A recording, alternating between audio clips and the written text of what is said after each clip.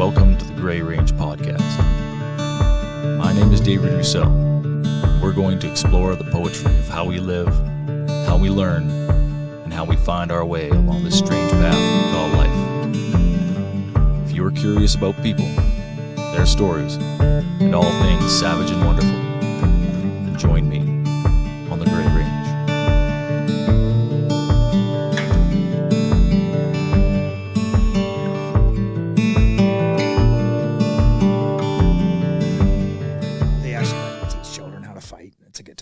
That would be a lot of fun, actually. It is pretty rewarding because if you can get them young, yeah, like you're teaching 9-year-old, 10-year-old girls how to like fight and actually like they can't be pinned down, they can't be held.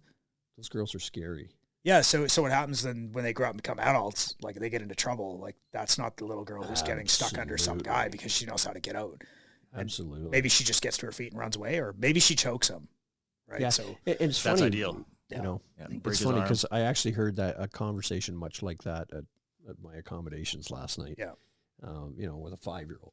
Yeah, 100%. And she was able to respond back as to, things about eye gouging and running away. And I was like, wow, that kid's, someone is raising their daughter correctly. If you can start them young, that's the best. Well, you have to, because then it becomes a natural thing. And the other thing too is empowering a child and empowering, now what I find is that you have to empower both male and female children for a couple of reasons. This push about anti-masculinity is scary.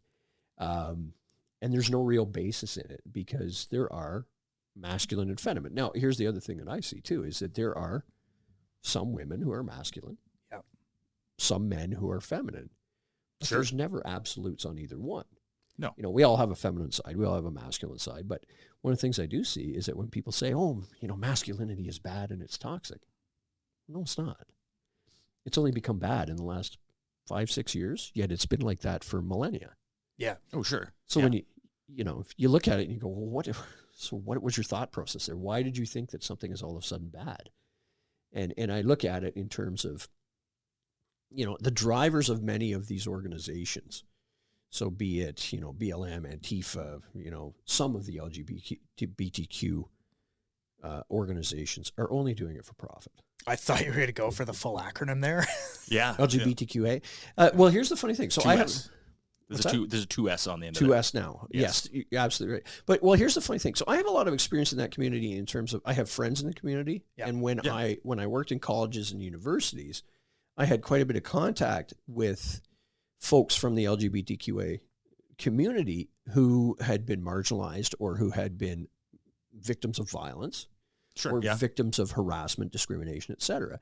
And so there is a valid concern there. And even when I had worked as a police officer and investigated sex crimes, some of the people that I had dealt with were members of the community as victims and witnesses. Yeah. Mm-hmm. And so, no, not victims. I will say survivors and witnesses. And so I do have a very strong protective view towards groups like that. Yeah. But when I see some of the things that are happening now, and I go, that you're only doing it for in some cases, it's attention-seeking behavior. Mm-hmm. In other cases, it's pay me money. Oh, sure. Support my cause. Yeah. And I will use you as a useful idiot to protest, cause problems. You get arrested. It's a lever. One of the important conversations that gets had that does get broached and is valid out of a lot of these groups is this idea of consent. But what a lot of these groups seem to touch on is this empowering people to say yes, when to say yes. But what consent is the ability to say no. Exactly. Right? Yeah. And you can say no all day long, but if you can't back it up, if you don't have a red line that says, when I say no and you cross this, there are consequences. Yep. And if you don't have that, then it's hollow. And the problem is, though, that boundary, that line keeps on changing, so people don't know what it is anymore. Like, people don't respect the word no. It's a 2-letter word. It's the most powerful one in the world. Yep. But, people disregard it, so. Yeah. Well, and it's interesting, too. One of the things I've noticed, and that's a great segue into, other things that I've noticed about the behavior of people in society now. And one of the things that I see is that there's an extreme lack of respect for other people. Yeah.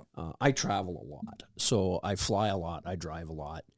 and I see it even driving around, the community. It's interesting. When I come out to Alberta, I don't notice it as much as I notice it in Ontario.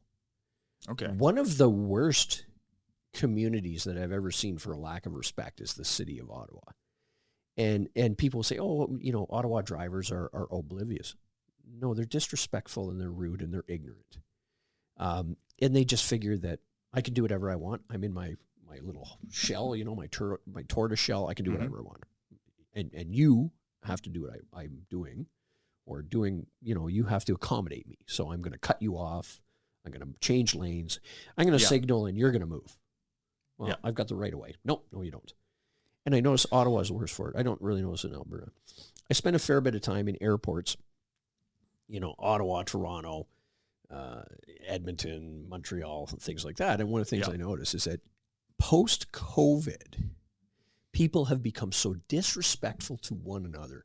Things that, number one, sometimes I chalk it up to a lack of situational awareness. You're standing in line and a person steps in front of you at the convenience counter in an airport or whatever, and whatever. But I've had other people actually stare right at me and step in front of me almost like it's a challenge. And I'm thinking, sure. Do you think some of that comes from, people being at home for 3 years, locked down, they can't, and so they've lost their ability to socialize, like the social norms that we are normal, like people got used to interacting on the internet and living in an echo chamber, and now that they're back, we've turned them loose in the wild again, and now they've lost that decency.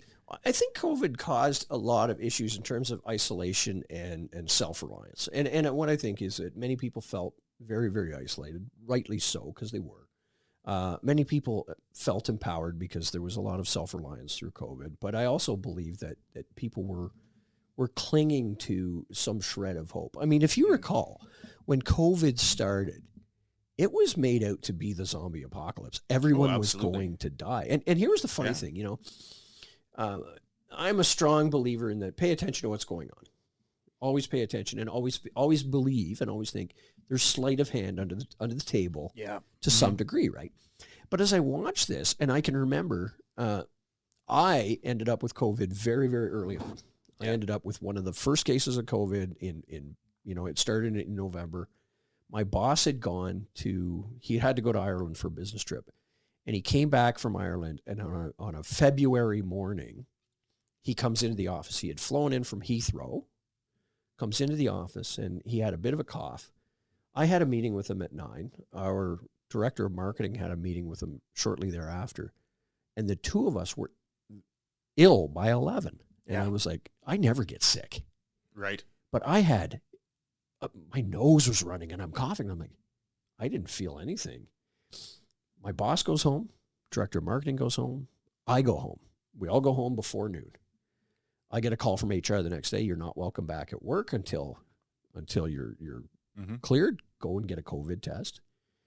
And I called my doctor, and my doctor said, you will not come in here because if you don't have COVID now, you'll have it when you go home. And I'm thinking, man, this thing is virulent. It's bad.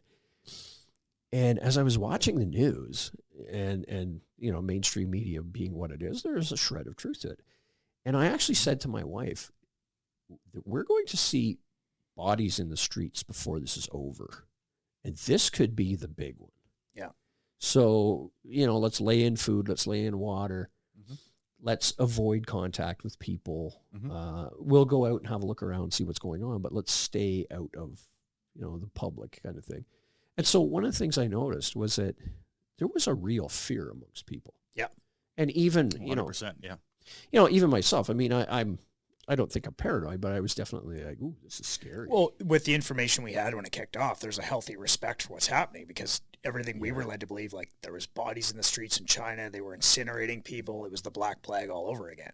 Absolutely. Like tales from the gun counter, man. Like we had people lined up out the door to stockpile ammunition and guns, like, because they thought it was the end of the world, man. And it was like, I won't get too deep into that, but there's literally people standing there in tears at the counter because they didn't understand you needed a license to buy a gun. They thought the end times were here. Yes. Yeah. I need a gun. I'm like, okay, cool. Like, let's have your license and we'll get it all written up and we'll get you looked after. Absolutely. And they didn't understand they needed a license, so they left the store in tears. And you're like, okay, like that's where it was at. It was that serious. Yeah.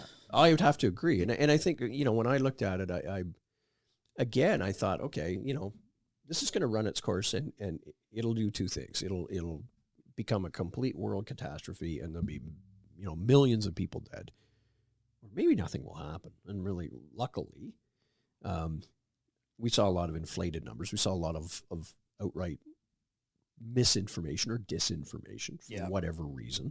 Whether it was for big pharma to make money or whatever, I don't know. I'm not that. My tinfoil hat sometimes gets tight, but I also look at that and I'm going, yeah, there's a shred of truth to it, maybe. But I also looked at it and I went, what is this going to do to people? And sure enough, it really damaged a lot of people's psyche. Yeah. And we saw, here's the funny thing is that we saw an increase of mental health issues come out of it. And one of the things that I see, you isolate someone, they're eventually going to become very depressed. Because we're creatures of contact, right? We need to be social. Yeah. And you see it. So even if you have I have a predisposition to depression. And one of the things that I saw was that it was so bad for people that had that predisposition because you've lost contact with people that give you a change, right? Mm-hmm. When you see that. And that was one of the things that I really saw. And I was hearing stories of people that I knew that were, breaking down and I don't know how I can go on and this is ridiculous. And we also saw an increase in suicide. Oh, big time. And I sat back and I went, well, this is, man, what's the solution? The solution is to get through the pandemic. Is the solution to isolate everyone? But then I started looking at the numbers and I'm like, wait a minute. Everybody who goes into the hospital and dies is dying of COVID. That's not possible. It's not possible that every death is COVID. And of course, what's happened recently is the United States CDC has come out and said, yeah, we kind of missed it. Yeah, we padded some of the stats, bro, because we were getting paid. Well, it was obvious when they had a sports ticker of worldwide death rates running in every restaurant and airport and public space. Yeah. I remember I was out getting a Chinese food or a taco or something one day, and they had a television in the restaurant, and it's this running tally of the worldwide COVID death count. We got to keep you afraid. And it became evident, I think, fairly early on that there was manipulation. Absolutely. That event was going to be used to push various agendas. Yeah. Everything that someone had on the back burner that they couldn't do, well, now they got emergency powers. And let's kick it into high gear. Exactly. We're at war with Eurasia. We've always been at war with Eurasia. Exactly. It was used as an excuse for every single social engineering thing that someone had in their back pocket for the last 50 years, right? Now we're finally going to make our utopia because everyone's going to stay home for 2 weeks. Exactly. And I think, that's interesting. That's a really interesting observation. I remember thinking that at the time as, every hour when the news came on, the death toll today is 552 people. And I'm like, what? Why do you need to say that? Like, really? I got news for you. The death toll today is 552 people, regardless of whether there's COVID or not. Yeah. Mm-hmm. And people that, they go in with, the elderly. When you look at the elderly, what do as you become older and you pass on of natural causes, well, generally it's pneumonia or cancer. And what was happening? Every case was being, reported as, it's COVID. Well, it could just be pneumonia, though. Oh, yeah. That's not COVID. Now, sure, pneumonia could be COVID related. Yeah. But it might not be, because you're elderly. Yeah. So anyway, that whole thing drives me crazy, and I fear that we'll go back into it because what I'm seeing is, mask mandates are popping back up again, and we're back into, respiratory infection season, which they now call, and I'm like, no, it's the cold and flu season. As it always was, because we didn't actually have a cold or the flu for about a whole year. I was actually magically, right? That's right. It just went away. And I talked to people, it's because we all stayed home. Like, well, then how'd everybody get COVID? Yeah. But I will say this. I mean, and we do know. So we know that COVID came from most likely Wuhan. Like, that's what everyone says, because it was under development there. And at the rate that it spread quickly. Yeah. And was it some nefarious thing? It most likely was. But on the other side of it, when you look at all of that and you go, okay, first of all, what was the end game? Well, maybe the end game was to reduce the population. Who knows? But we can't deny that it exists, right? Sure. But does it exist as it's a respiratory infection? So is it a more strong cold or flu? Probably. Is it synthetic? Maybe. But you look at all of that and you go, that's what happens with disease, though. Disease sometimes 100%. worse. Yeah. Like humans are, so if a human's fucking around in a lab with a virus, I mean, are they doing anything that nature's not already doing in some bat cave in China somewhere? Absolutely. Nature's been cooking up viruses to kill humanity for as long as humanity's been around. Yep. And guess what? The earth is fucking teeming with life. Yeah. Viruses included. I mean, they're not technically alive, but I mean, nothing's wiped it out yet. Our systems are designed to take these things in. Yeah, it's going to kill off a whole bunch of people if it's a really, really bad one. But we can look back in history and look at the Spanish flu. We can look at the bubonic plague. We can look at some of these things, and there's some really bad ones out there right now. We've got stuff like Ebola, and there's another one out of India that's pretty bad. Starts with an N. I can't remember it off the top of my head, but they've isolated them. They found them really early, because generally things that kill you don't spread fast. That's true. They kill the host too damn quick. Yeah. Right? Because if you're bleeding from your eyes, people aren't going to fucking come around you. Right? Hey, bro, do you need a Kleenex? Yeah, exactly. So they don't have to spread that quick. Yeah. And we tend to jump on it now pretty quickly. So I think, regardless of the end of it, if it was an attempt to wipe out humanity or reduce the population, maybe the wrong vector. Probably, yeah. But we've been going through this for quite a while yet. So that said, I'm going to do quick introductions because I don't know if everybody knows who you are, Earl. Even I don't know who I am today. I am so tired right now. It's unbelievable. But So we're back with another episode of the Gray Range podcast. We hit the ground running. I love it. Wow. Lucas Orich back as my official co-host, official as of the last episode that hasn't aired yet. Nice. And Earl Green, proprietor of Phase Line Green Tactical. Yes, sir. And you're up here doing a little bit of training and. Yeah, so I was invited up. Actually, it was funny. I think it was Lucas and Mike Davison from Barton's that actually suggested I come up to run a battery of different courses over the course of the week. So yesterday we did tactical shotgun. Today we did scout rifle, and I'll talk more about scout rifle later on. It's really evolved. It went from being the Cooper concept of scout rifle to the modern concept of scout rifle. Yeah. I had every gun going on the line today that's non-restricted and would classify, technically as what you could see as a scout rifle type platform. And then tomorrow we're doing, I call it vehicle tactics. I think vehicle CQB, if I'm not mistaken, may have been copyrighted by Centrifuge, which runs a phenomenal, they run a phenomenal program. Right. And lots of us that are in the industry have studied, looked at what they did and took our own, some of us have our own spins on it and that type of thing. And there's not enough training out there. It was initially a law enforcement program. Myself, I've taken it as both a law enforcement and a civilian program, but obviously there's stuff in the civilian program I leave out. Sure. From Yeah. law enforcement program. So anyway, that's what I'm doing up here. And we've had courses here are full. They filled up Fantastic. in no time, and tonight was our night out with the guys from the course that could make it. And it was interesting. Actually, it's funny. I think I had listened to your podcast with Mike Rack. Mm-hmm. And as you know, we're all friends with Mike, and there was a lot of stuff that I took from that podcast to heart. And one of them was I can remember the very first time I came up here, which was. 2013, I think. Yeah, when I right first around came there. up here and started training, right? You guys were both involved, and Mike Davison was one. In fact, Mike was interesting. Mike and another gentleman came and visited a course that I did in Abbotsford, low light and carbine one, I think it was. Oh, right. Yeah. Okay. I remember that. And as soon as that course was done, we went out for dinner, and Mike said to me, "You got to come up here." Now I didn't know Mike from home, whatever. And next thing I know, I'm up here, and I thought. Oh, okay. And we had set it up, and it was funny because I think the whole group had kind of worked on it to get it rolling.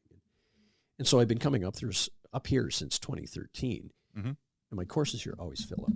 Yeah, there's a huge appetite for training in this part of the world. Oh, there sure is. Yeah. Oh yeah. Yeah. There sure is. And what kills me is vastly underserved. Yeah. Absolutely. But you think about it, like when I look at it, I'm like, and I mention to people I work with or whatever, I'm going up to Grand Prairie to train, and they're like, Grand Prairie? Like, where is that? And I'm like, oh, northern Alberta. And they're like, oh, really? And just like you said, there's an appetite for training up there. And I've said, dude, I get on these courses, and there's guys that have had more courses with different providers than I've had. And I go, there's a ton of knowledge up there, and there's people up here that are sponges. And what I find when I get up here, it's kind of funny, I look at it, and many of the people I meet here are of the same mindset that I am about, self-reliance, the morals that they have, their thoughts towards personal defense and community defense and community involvement and giving back to your community. And that's the funny thing that I look at is I come up here and I go, man, I don't see that in Ontario. Not in Southern Ontario. Similar worldview. You might see it a little more. When are you moving up? Well, here's the thing. My wife won't let me. Dang. We'd love to have you in this part of the world. Yeah, I would love to live here because I just, it appeals to me. It was funny because I was driving, from Mike's house to the range today, and, so I'm driving through Woking and on the drive out to Woking, and I actually looked at it and went, I'm looking out the window. Believe it or not, there was a cow moose standing in this field as I drive by, and I'm like, oh, that's kind of interesting.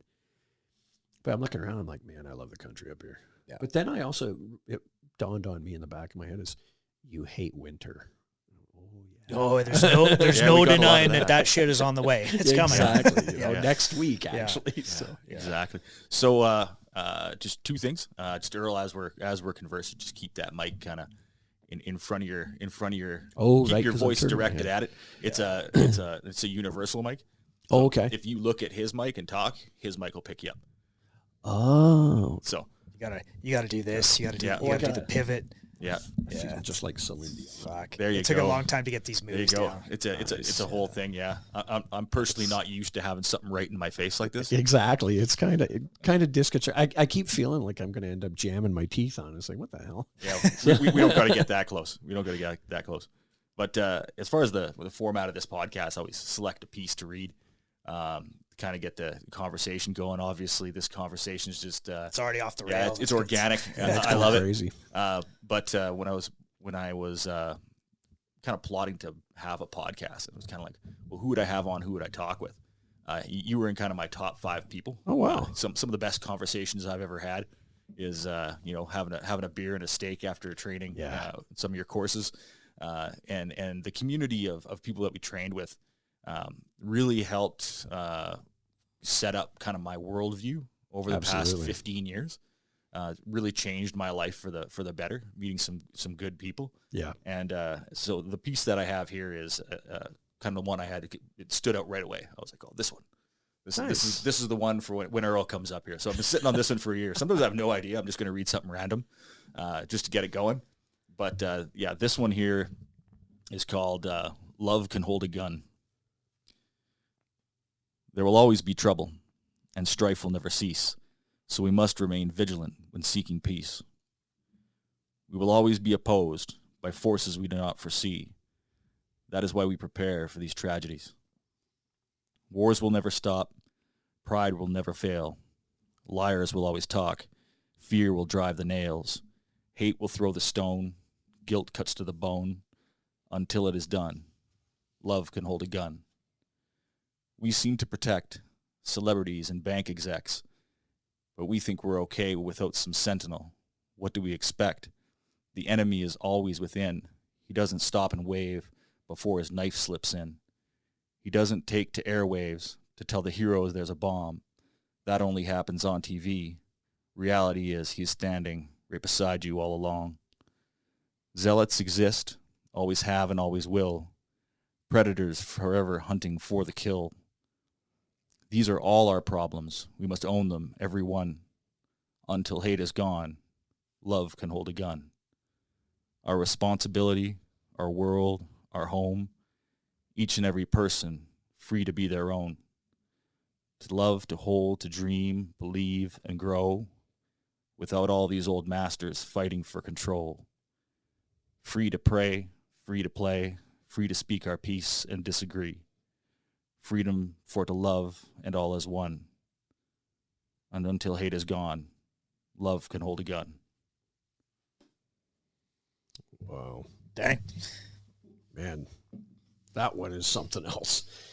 And it's interesting because I've been listening to the podcast since it started, and David, I'm always amazed at your writing. It is phenomenal. Well, thank you, sir. It's poets don't go anywhere in this world. Someone might read your stuff long after you're dead and go, "Hey, this wasn't half bad." Some depressed guy. So the vector for it, it's like, well, what do you do with it? I write thousands of these friggin' things. Like, what are you going to do with them? I'm like, well, I'll read one before a podcast and maybe it gets something going. But that one specifically, I wrote that collection in 2016. Oh, wow. And one of the things that I always kick around in my head as an idea is when we get to this gun control argument. Yep. Why do you own a gun? Why do you want to own a gun? What's the purpose of civilian gun ownership? What's the purpose of preparedness? And it always comes to me. It comes back to that, like we were talking about, that consent, that agency. If you can't say no, then you have no agency. If someone can come to your house and take your stuff or take your kids or take your wife, that was the whole purpose of the Magna Carta agreement. The king can't come to your house and force your kids into the military. That's right. Take all your cows. Take your wife for breeding stock. Right? That was the whole point. Was, and civilians can own arms to stand up against the people who are supposed to be looking after them in the inevitable, space where we end up a lot. Like, I'm not saying we're exactly there now, but it seems we're getting pretty damn close. Mm-hmm. Yeah. But I'd like to hear your thoughts. Like, when you're up here doing these courses, like, what made you bridge the gap from law enforcement training to civilian? It's interesting. When I first started Phase Line Green, so it was funny. I had done my time in the OPP, and I made my leap from. I took my experience from policing over to the nuclear security side of the house, and was in a training role there and a team leader role as well, and was doing a lot of studying of tactical response and not tactical response company, but tactical response in terms of tactical response in both law enforcement and nuclear protection. So, target hardening, that type of stuff. And I ended up moving back to Ottawa. My dad became ill, and he's fine. But I ended up moving back, and I was in between jobs, and it was interesting because I had applied to come back to law enforcement, and I had been hired by a couple of different organizations, but for some reason, it wasn't working for me. And I kept looking at it and going, do I really want to move there? And I had an opportunity to move to Northern Alberta as well. And I went, at that time, before I'd even come here, I was like, I'm not going to do it. So to get back to it, to be honest, the jump from law enforcement to civilian training actually occurred after I had been on a course when I was with the nuclear response teams. I got sent to the SIG Arms Academy to take the Range Master's course. So Range Master's course is a pistol course. Again, it's designed to teach handgun shooting. It's designed to teach the fundamentals of handgun shooting, develop qualification courses for various agencies, and then take it back to your agency and deliver it through your in-service training people. Right. So I did the course, and it was funny. On day 1 or 2 of the course, I was on had about 30 people on it, and I started hanging out with cops from Rhode Island, Connecticut, New Hampshire, Washington, D.C. I remember it vividly. And I was going at night, after the first night, these guys from Washington, D.C. took me under so Washington, D.C. SWAT cops take me under their wing. And hey, kid, come with us. We're going to go clean your guns back through. And I'm like, well, I'm borrowing a gun from the academy, blah, blah, blah. So anyway, at the end of the week, I got offered a job by the SIG Arms Academy. Oh, okay. Before it was 6 hours. So And I was an adjunct instructor for about a year, and then they did the rejigging back to Sig Sauer. Some people got removed. All of us that were adjunct instructors got removed, and they went with guys like Scott Reedy and guys like that were just phenomenal guys anyway. So for me, I took that experience and I went, man, you know what? When I was at the academy, I trained with some civilians, and I saw what U.S. civilians were doing, and I was shooting. I had been shooting IPSC a lot, and then I started shooting IDPA, and I went, there's people that are looking for this. Right. Yeah. On the law enforcement side of the house, it was hit and miss. I had a couple of minor law enforcement contracts. I had a lot of in-service training people reaching out to me and going, hey, can you help me with, help me develop a pistol program, help me develop a carbine program. But what was funny with law enforcement is Canadian law enforcement is so frugal that they would be, could you do us a favor? And I'm like, well, what's the favor? Oh, wow. Could you come and spend a day with us to develop a program? And I'm like, huh? Like, I do this I have to put food on my table, Mm-hmm. And I'd have buddies. I'm like, come on, man, you can come do it. And I'm probably the biggest sucker in the world. I'm like, yeah, okay, I'll go do it because I like hanging out with cops. Got to back your homeboys, right? Yeah, it is what it is. Yeah, yeah. So I went and I started doing it, and then I had a couple of people say to me, "Could you come and do, can you do a pistol course? I want to take a pistol course." And so at my local gun clubs, I started doing pistol courses. And it was funny when I first started out. I was like, yeah, $150, come for 2 days. And guys like, $150. And I'm like, is that too much? Right. And they're like, no. And I'm like, oh, okay. I knew nothing. At that time, I knew nothing about business. When, what time frame would that be? 2000 and... I started Phase Line Green 2008.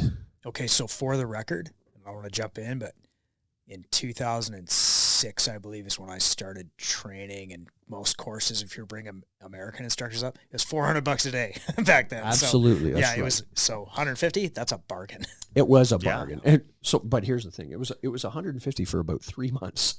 Yeah. And then I went, hang on a minute. So I had run like 3 or 4 courses. And then, so the first year I come back and I'm like, and it was funny because I was teaching part-time at a college too.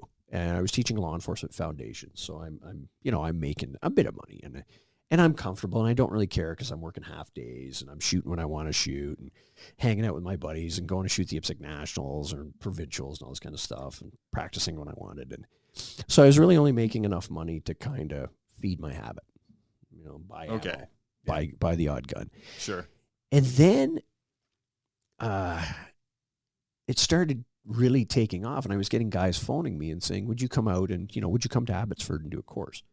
And Claude Murdoch had reached out to me. I don't know if you guys remember Claude, before he passed on. And he reached out to me one time. He says, would you come out here and teach a course? And I said, yeah, sure. What do you want? And he goes, Claude is the coolest cat, or was the coolest cat. He goes, I want 2 days of pistol. I said, oh, okay. And 2 days of carbine. Mm-hmm. And I went, I roll a pistol into the carbine, right? And he goes, Earl, I want. And this is how he said, 2 days of pistol and 2 days of carbine. I said, tell me the dates. So I flew out there. I think it was March. Now, March on the West Coast is very different from March in Ottawa. Yep. Yeah. So I pack my stuff and I go out and I'm like, man, I may never come back, right? I love the weather, that type of thing. And I shot the course and I meet so many like-minded people. Yeah, they got a good group out there. Yeah. And I think that was the course. No, it was the next course where I get a phone call from Claude again. And he says, can you come out and teach low light? And low light is one of my passions. I love low light, no light. Back in those days, at that time, I was actually considered to be an expert in night vision equipment, that type of thing. And just because of my former position with the nuclear folks. And so I was really big on it, and I went out and I delivered the program just with white light, no light, no nods or anything like that. And I think that was the one that Mike and Colin had come to. And next thing you know, I start coming up here. Yeah. Yeah. And it was funny. I had a little bit of trepidation coming up the first time. I was like, man, I don't know what these guys are like. And it's in the middle of nowhere. It's all diesel trucks and bumper balls. Fuck those guys. That's good. Because I grew up in a farming town, like a small farming town. It was all, dairy, cattle, and corn. 2,400 people, and 45 minutes from Ottawa, and I went to high school and university, whatever. But it was interesting when I came up here, I was thinking, it's going to be small town stuff. It's going to be small town mentality. I'm going to be starting from square one. Right. These people aren't going to know anything. And, so I've got this preconceived notion of, and honestly, I went through quite a period of my life quite a few years where I was extremely arrogant, and I was so arrogant I was stupid. And so that was one of the things where I'm like, these guys are not going to do it. And what was funny is I get here and, my first day we go to Wapiti and I'm at the range and everybody starts showing up. Actually, it was the first night. I was staying at Colin's house and he takes me to the range for the tactical pistol night that everybody. Yeah, they're doing their defensive night or whatever at the time. Yeah. So I go out and I meet quite a few people. There was nobody on the course other than Colin, but I met a few guys and they're working hard to learn how to shoot. And I thought, wow, that's pretty cool. And I thought, these guys are really welcoming me in. And Colin says to me on the drive back, he goes, that's not really indicative of the people you're going to see tomorrow, though. And I'm like, oh, really? And then I think, Dave, you were on that first course, I think. Yeah. Were you on that first? No, I wasn't on that first one. I came out for dinner. No, that's right. Yeah, I was working. So that's right. Yeah, you were working at the time. That's right. And Rack was on the course, and I think Davison was on the course. There's quite a few guys on it anyway. And what I realized how quickly the knowledge base was of guys that had taken tactical response courses. Tactical response, and Craig Douglas had been out here, I think, or guys had gone. You've been to Abbotsford, so about the same time you were down there. They were bringing up everybody they could. Yeah. Up to Abbotsford, and they were, and some of our people that were kind of in our group shooting training we're going down there and taking whatever they could. Yeah, that's right. That's right. Yeah. And there were so many guys down there. So I was out there a lot. And what was funny was that I went from the first year I ran Phase Line Green Tactical and I made $23,000. I was like, wow. I was living off my savings. I was like, wow, this isn't, cutting it. My second year that I ran Phase Line Green Tactical, I quadrupled that. Oh, wow. Yeah. There you go. And I didn't really work hard. And then, so what was funny, now I made a mistake, and my mistake was that I put all my eggs in one basket. I was like, firearms training is the way to go. Yeah. Sure. And I did a little bit of use of force training around that time too. I was doing use of force training for security guards, so handcuffing, baton work, just general use of force, basic self-defense, that type of thing. I had done a couple of women's self-defense courses as well. So empty hand techniques, improvised weapons, that type of stuff, how to escape from stranger danger, that type of thing, and how to recognize problems. And I was still working at the college at the time. And then out of the blue, I see this advertisement for a position at Algonquin College doing a security, it was a security supervisor's position, but it was a physical security thing. And so what they wanted to revamp their physical security program. So cameras, keys, locks, doors, all that kind of stuff. So I applied for the job, and turns out that the overall manager was a guy I used to work with before I was a cop in hospital security. Oh, okay. We were really, really good friends, and I find this out as I'm preparing for the interview. So he calls me, and he's like, "Are you serious about this?" And I'm like, "Yeah." And he's like, "Well, I thought you were a cop." And I'm like, "I was a cop," and then I jumped into nuclear stuff. And at the time, too, I'm waiting to hear back from two organizations that I was going to go back to law enforcement with. And I did hear positively from both. Okay. And I'm like, oh, boy, I need to make a decision right quick. But one of them kind of messed me around and had promised me a position in Ontario. And the next thing, they said to me, "No, you're going to Alberta." The old bait and switch. Yeah, I went, "Yeah, I'm not going to you." But what was interesting, so I got onto the job, and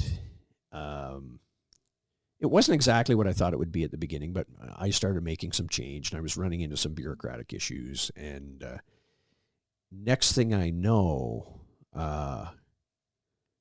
as I start progressing in the position and making positive change on their security infrastructure, I start talking with people about training, and I'm talking to the people that are there about training. So picture this, young security people that have been with an organization for, and you don't really see this anymore, but 4 or 5 years with the same security organization at the same site. Okay.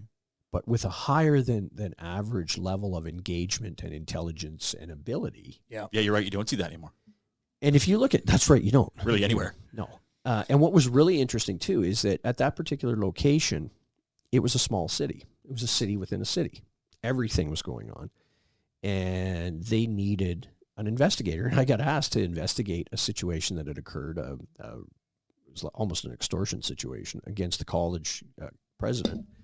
And as a result of that, I ended up being promoted into an investigative manager's position. And so I was doing workplace violence, sexual harassment, behavioral threat risk assessment, and sexual violence investigation and sexual violence policy development. And so I was working on that. At the same time as I'm running Phase Line Green.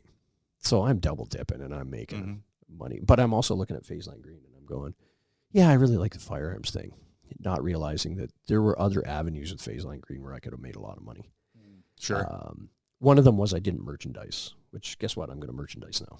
Yeah. So, Yeah, that's a good idea. Limited edition patches. yeah, patch, you know, we're going to do patches, ball caps. I got quite a few T-shirt ideas, that type of thing.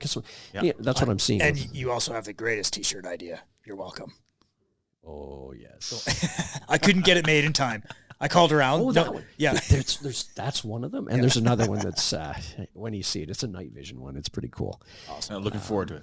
Yeah. So, you know, I wanted to merch, and the merch is one venue of it. And I thank my lovely wife because she runs a business as well. She runs this Airbnb property management business. So she does a lot of property management for a number of privately owned short-term rentals. They come to her. She just sets right. But she says to me, she goes, you know, you're not diversifying. And I'm like, what do you mean? Well, you haven't thought about merchandising. You haven't thought about other things that you could teach or other things that you could consult on. So I start putting out some feelers with that. And I talked to a couple of my buddies. And here's the interesting thing is that in the last 6 months, it's turned into, yeah, we would like to have you go here. We'd like to have you go there. We want you to go to Nunavut, the Yukon, BC, and all security consulting operations. Yeah, it's a big industry now, man. It sure is, and it's everything for me. I'm kind of sticking to municipal law enforcement, bylaw enforcement, and post-secondary educational institutions, and there's a market there, and really it's a consulting position of here's what you need to do. Let's not embarrass you. Let's protect you from liability issues. Let's engage in risk management. Let's set strong policy that you can follow. And, you know, business continuity planning as well, that type of thing. So really what's happened is that Phase Line Green Tactical is really, really evolving to the point of I'm looking at it now and I'm looking at working with other consultants. Yeah. Because I have to. Yeah. Because I'm not a one-man show. I don't know everything. Sure. And so that's where we're kind of going now. And so that's the evolution of it. I'm retiring at the end of November from my current position. So my current position, I'm with Safariland. Right. So Cadre. I'm the Director of Business Development for Canada, and it's been a great run. Yeah. But I'm just to the point where I'm looking at my own business. I'm stifling myself by being in my current day-to-day job. Yeah. And the Canadian law enforcement and military market is not as big as people think. No. It's not big at all. Yeah. Getting smaller all the time by all accounts. And there's the scary thing is that, you know, when I look at what's happening with the Canadian military and budgetary constraints and things like that, they're not going to be buying anything. No. And we're combat ineffective now. And when I look at law enforcement, law enforcement's going through a massive, I would say, you know, culture shift as well, in terms of they really are hiring really, really good people, but no one wants to apply. For many reasons. You know, one of that job can be quite demeaning. And many of the people that would make great cops are sometimes what I look at, and I hate to say it, is that sometimes they're too intelligent for the job. And that doesn't mean by any means that policing is a dumb job. It's not. You have to be highly intelligent to be a cop, be a good cop. Yeah. Right? And you have to be highly patient, and you have to be able to predict behaviors and predict cause and effect. See patterns. Yeah, patterns, but even cause and effect. You know, if I say something to you, how are you going to react to it? Exactly. And especially if I've never met you before, and I say something that triggers you, and people go, "Oh yeah, people are triggered all the time." Yeah, we are, because we say things that get under to other people, that get under their skin, because sometimes we're ignorant and we don't consider the other point of view. Yeah. You know, for example, you know, the classic example that I always use is, you know, the one that we used to hear is, you know, your wife comes out in a new dress and she goes, "Do I look fat in this?" And you sit there like a deer caught in the headlight. And, well, in that? Well, there's a loaded response. Or, you know, what do you mean? So, and it's the same thing dealing with people. We need to understand that there's a cause and effect to everything. So policing now, many of the people are looking at it and going, I don't want to work nights. I don't want to work weekends. I don't want to work overtime. I don't want to go to court after I've been at work all night long. Mm-hmm. I don't want to work on the holidays. I don't want people to treat me like garbage. Yep. I don't want to be, you know, the reason why someone puts a badge up on Facebook with a black line across it. I don't want that to be me. Mm-hmm. And I don't think the job's worth it. That's what a lot of people look at. And it takes a real special person to put that on the line. Yeah, it's 100%. Pretty thankless. And I think and then I don't know if it's the age of social media. There's a lot of negative press about policing. And so, you know, if you're a young kid growing up in the world and you like to get after it, you're not afraid to fight, you like guns, or you just have a genuine desire to help people, but you're living on social media. That's where your news comes from, and even your mainstream media. There's not much positive coming out about law enforcement, like good feel-good stories and positive stories. It's always negative. It seems like it's whether it's, you know, a scandal or whatever it is, but, you know, you're coming up in the world, it just doesn't look appetizing. I don't think it is. And I think that's one of the things is many people know. You know, if you look at like the evolution, it's interesting. When I joined policing, I became a police officer in 1990. I was 22 years old. I knew nothing about life. What kind of led you in that direction? Well, here's the interesting thing. So from the time I was 5 years old, I actually wanted to be a police officer. Yeah, that's one of the, you know, your top 3 archetypes for 5 when you're a kid, right? Firefighter, astronaut, soldier, and I wanted to be a welder. No, I'm kidding. No, I don't believe that. Because, that's where I ended up, though. Yeah, nobody wanted to be a welder because in the 80s, all the cool movies were cops. Fact, yeah. They were, right? Yeah. So if you look at the media now versus then, I mean, if you were growing up, if you were 8, 10, 12 years old in the days of you know, Riggs and Murtaugh and Crockett and Tubbs, man. Yeah, like you had television, you had Hollywood that glamorized that line of work specifically. Harry Callahan. Oh yeah. So what was interesting? I mean, here was the defining moment for it. I think I was 6 or 7 years old. One of my dad's good friends was he was a Mountie in Manitoba, and Bill, as a gift, gave me at 5, 6 years old or 7 years old this Colt cap gun, in a RCMP flap holster that they did, like one of those little, remember the little vinyl holsters that they give? Yep. Well, it was a flap holster. Mm-hmm. And he was like, here's your, so if you really want to be a police officer, here's the gun you get. And I was like, oh man, that's awesome. And I always, as a kid, I had a real interest in guns. Well, policing and guns are not as much as police officers have guns, and there's interesting firearms. Small piece of the job. It's got nothing to do with the job. Yeah. But I also looked at it and I went, yeah, that's what I really, really want to do. Now, I went through a period in high school where I really, really wanted to be, I got hooked on the whole Green Beret thing. As one does. Right. Yeah. And Vietnam was, there was a lot of talk of Vietnam and things like that. Apocalypse Now had come out. I remember watching it. I was like 14 years old or whatever. Mm-hmm. And I really, really wanted to be a Green Beret. And I was like, oh man, that looks awesome. That's so great. And then I learned, I think it was grade 11, I learned about Navy SEALs. And I went, oh. And I think that was the year that Navy SEALs came out, right? With Charlie. Oh, of course. Yeah. So I want to jump out of a Jeep off a bridge too. Yeah. Oh, yeah. And not hit the post that I jumped past. Yeah, exactly. So I looked at that and I went, oh man, to the point, guys, where I was in grade 12, I actually phoned a U.S. Navy recruiter and asked, what do I need to do to be a SEAL? Dumb kid. And honestly, the recruiter was very honest with me and said, so you're Canadian? And I said, yeah. And, well, you have to do at least 5 years on a ship as an enlisted man before you can ever apply to buds. And I was like, oh, well, that kind of sucks. And I'm thinking, as much as I didn't apply myself in high school, I was a fairly smart kid. And I went, doing the math quickly, well, that sucks. So if I get into there at 18, I'm not going to go to selection until 23. I might be too old for selection. I don't know if that's going to fly. Sure. That type of thing. And am I going to like 5 years on a ship, swabbing decks and painting things gray? Probably. Scraping barnacles. Yeah. No probably not.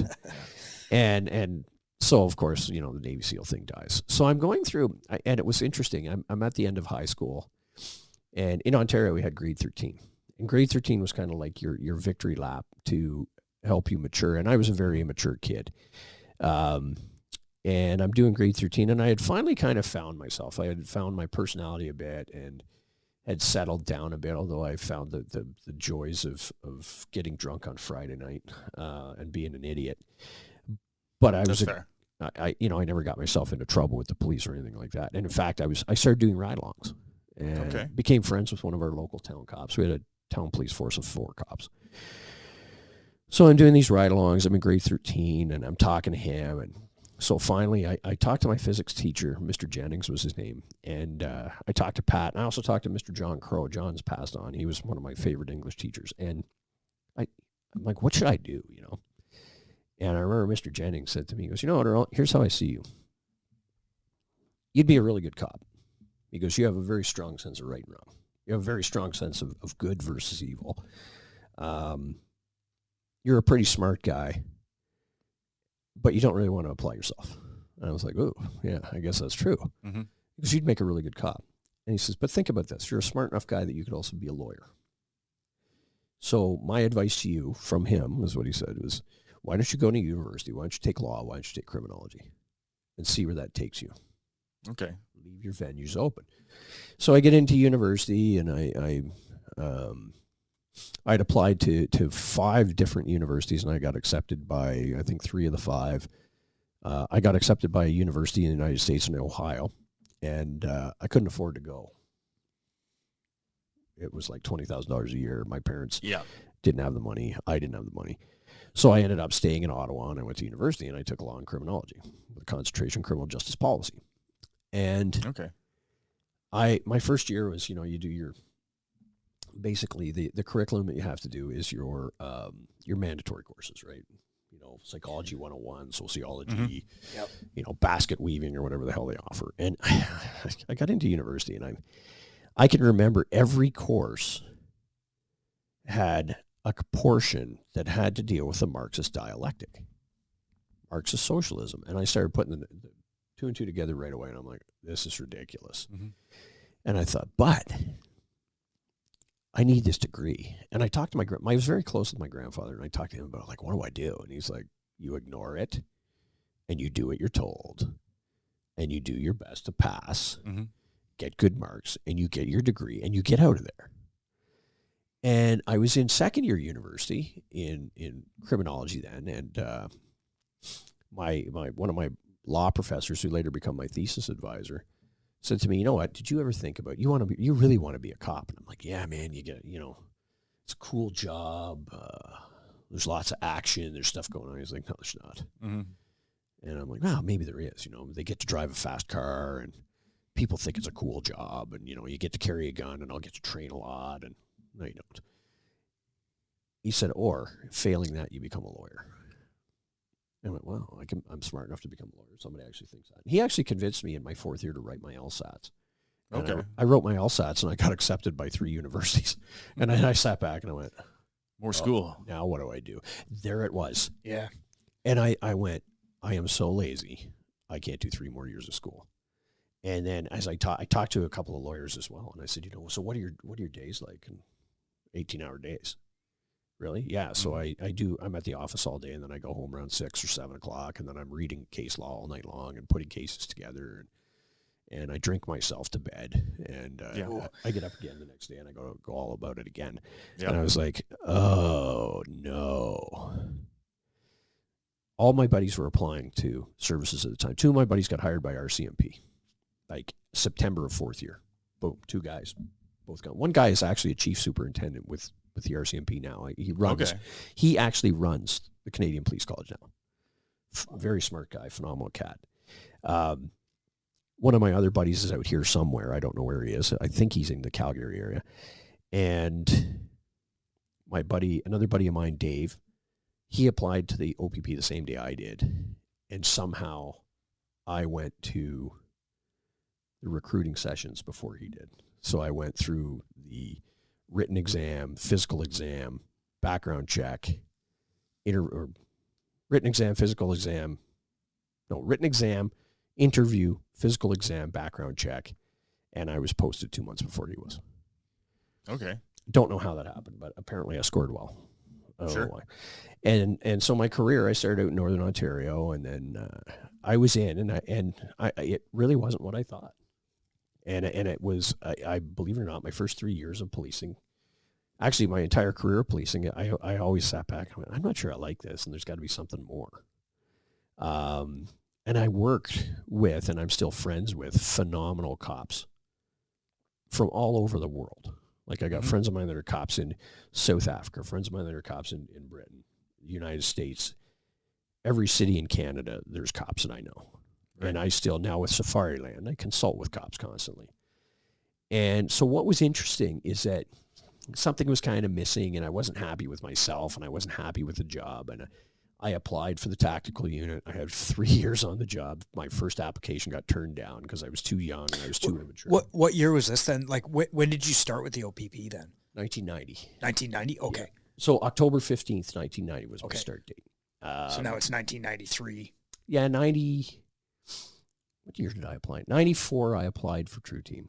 Okay. And there was 2 selections that year, and I applied in the spring, and my detachment commander pulled me in the office, and he just Andy was a great guy, but he was tough as nails and was really hard on me. And to be honest, I didn't know what to think, but it was actually tough love. Yeah. Like he was helping me to grow up, right? Mm-hmm. And he said to me, he goes, "You're too immature to go. You suck. You're not going." And Ouch. Like, wow. And he wrote it on the application. I don't support this. And Earl sucks on the application.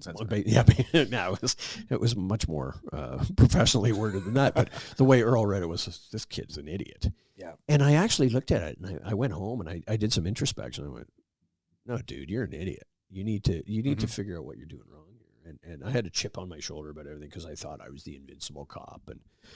And I didn't like how things were going, but because I wasn't applying myself enough to learn the job. I thought that everything would be, hey, I got these flashes on my shoulder. You do what I tell you to do. Right. That's not how it works. Nope. In any job. So that summer was a crazy summer for me. Everything went wrong. And I managed to float through some really tough calls. I managed to do the right thing, and I kept my composure about a lot of things, and was accused of use of excessive force to the point where I was being threatened with criminal charges. And and it was a lawful arrest. It was a clean arrest, but it turned into a pretty good fist fight. Okay. And the fella got his nose broke. And next thing you know, I'm in trouble for it. Mm-hmm. And I'm sitting back and I'm going, this is ridiculous. But and this is still pretty early on in your career. Yeah, like 3 years in, right? And I had an issue in my first year too, where I got into an assault situation where a guy assaulted another cop, and it was interesting. The cop lied about the fact that he'd been assaulted. Anyway, and a complaint was laid against both of us. And I got caught up in it. And they were threatening me with, you injured this guy. And I'm like, we were in a fight with him. Like, I don't understand. I didn't have any other choice. I couldn't back off because I've got an injured police officer. Anyway, so 1994, fall selection comes up. I think it was early August. And I had still been training. I had been working out hard. I was running every day. I was running 10K every day. And then once a week, I would run 20K. I was running hills in gravel pits. I was lifting weights. I was actually going every day at lunch. I would go to the gym and lift weights hard. Lots of cardio, lots of strength training. I was reading stuff, I was shooting, and I saw a selection come up, and I took the ad into Andy's office. I said, staff sergeant, I said, sir, what do you think? I know I wasn't successful in the spring. Should I wait another year? And this is what Andy says to me. He says, let's not talk about it here. And I said, oh, this is going to be a no. And because I grew up with a father that always said no. And so Andy says, tell you what, he goes, pop by the house tonight around 7 o'clock. And I said, seriously? He goes, yeah, just come to my house. So I'm like, oh, crap. He had been a True Team guy.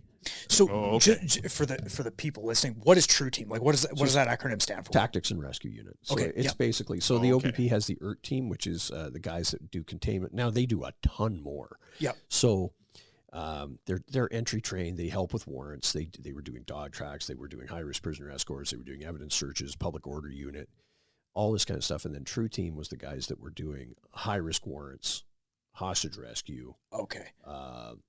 Very high-end, almost like FBI HRT versus FBI SWAT. Yeah. Okay. Are there a lot of those type of units in Canada? Is it like one in every city, or is it just... No, just major cities. So there's, in Ontario, at one time there's only 6. Now every major city, York, Durham, Hamilton, Toronto, Niagara, will have a hostage rescue team trained. Okay. It's a separate course that is 3 weeks long, but it also, every quarter there's updated training, and and it's a constant practice thing, right? Yeah. Because again, hostage rescue stuff, you use it on high risk warrants too.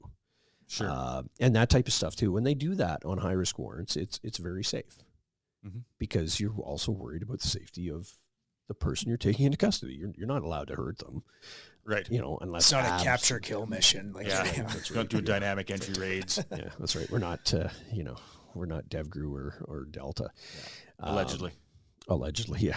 No, we're not. But the interesting thing is that very, very highly trained people. And here's the funny thing is that they're just folks that are trained differently from every other cop. And here's one of the things that I learned to respect is that there were guys that did technical traffic investigation. So the guys that would do fatal motor vehicle accident investigation. Oh yeah. Who would do stuff where they would do satellite imagery of a collision scene. They could figure out from the skid marks and the coefficient of friction how fast the two vehicles were going at the time of collision. Yeah. And I always looked at it and I go, God, I hate traffic, but man, those guys are cool. Yeah, I did a safety seminar with a former RCMP crash recreation guy. And as he walked through kind of what they did from the time they got on the scene to the time they established what had happened, I'm like, they're pulling in physics, they're using, all kind of material science they're using. I'm like, oh my goodness, the amount of in-depth investigation that goes in. I was really impressed. I was like, yeah, you guys are genius level scientists. Oh like, yeah. This isn't your average investigative tools. They're pulling in all kinds of because he was explaining how accidents happen. How your friction of your brakes and how your tires are attacking the surface of the road. Yep. And how people, it's like you have no idea how thin that line is when you're driving your vehicle between life and death. Absolutely. You're completely oblivious to it. And Absolutely. As he's explaining it, I was like, I never drove the same again. Yeah. It's pretty cool. So it was funny, True Team guys and ERT team guys are just folks and gals because now there's women on both. There's no women on the True Team right yet. And there's women on ERT, female police officers, highly motivated people with a different degree of training. That's just what it is. And policing has so many different jobs within it, right?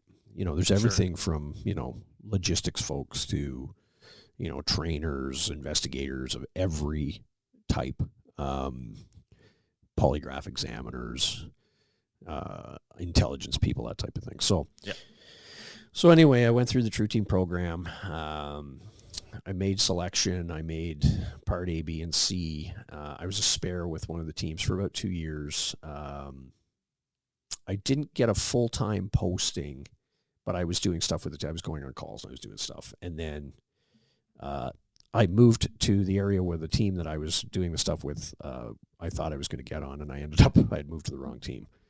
Oh, geez. And so I got told, you're going to go back to the road. So I was like, oh, crap. So I went back to the road in a very, very busy, the busiest detachment in Ontario at the time.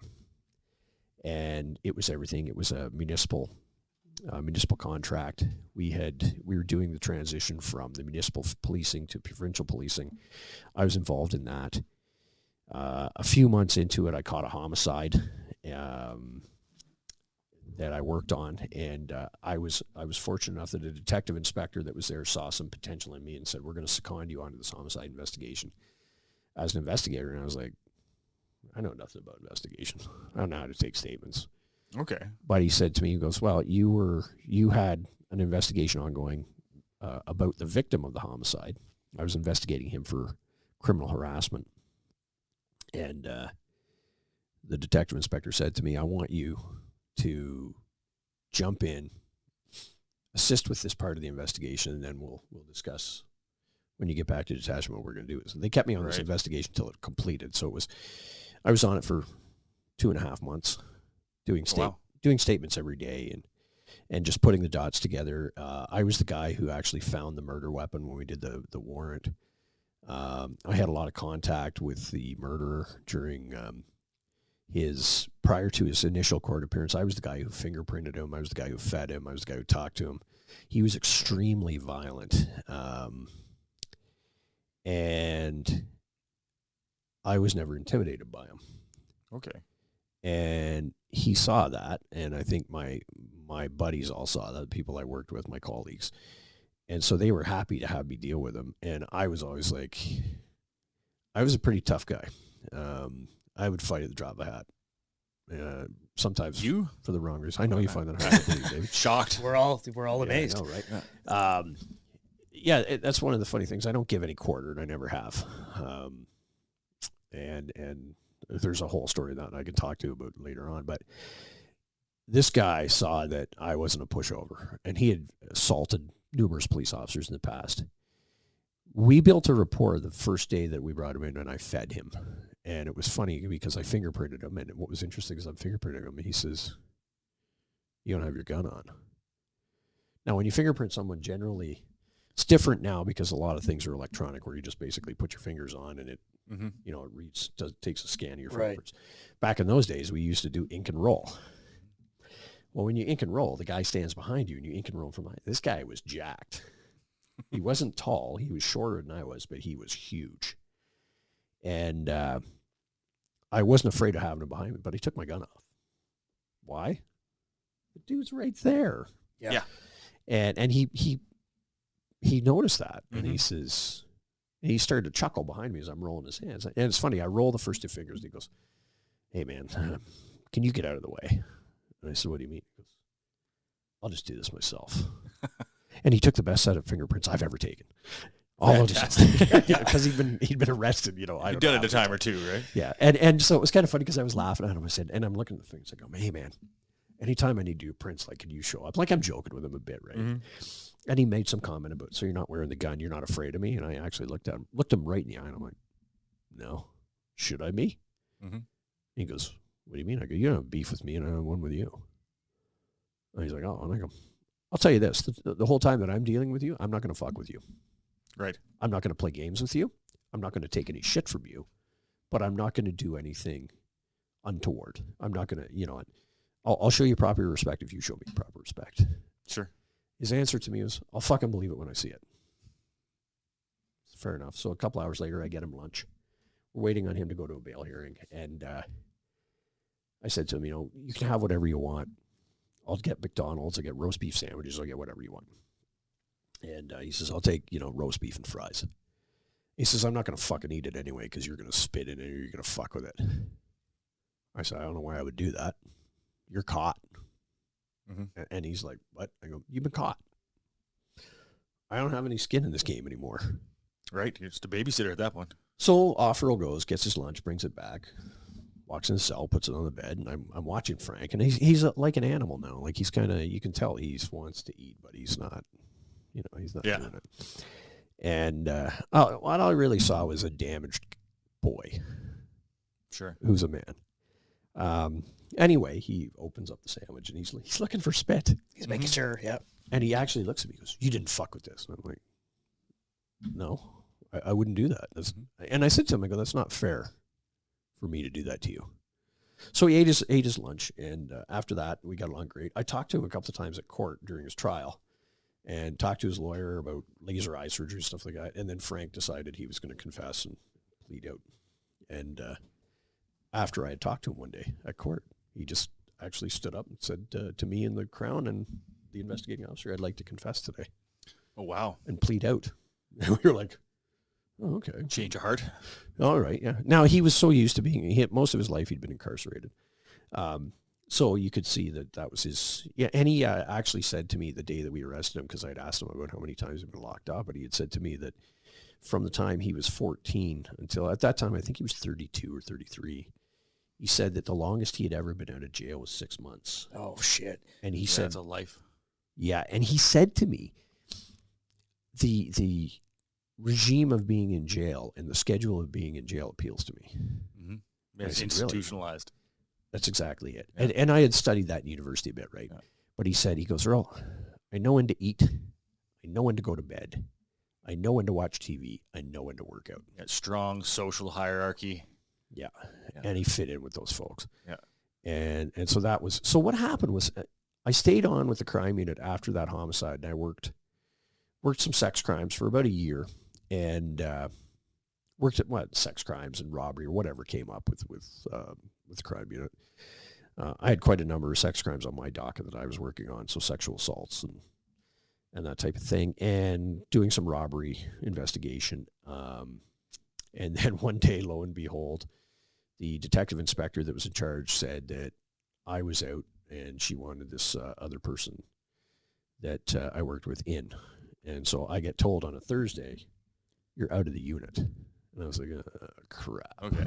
So did you like being an investigator? I liked the hours.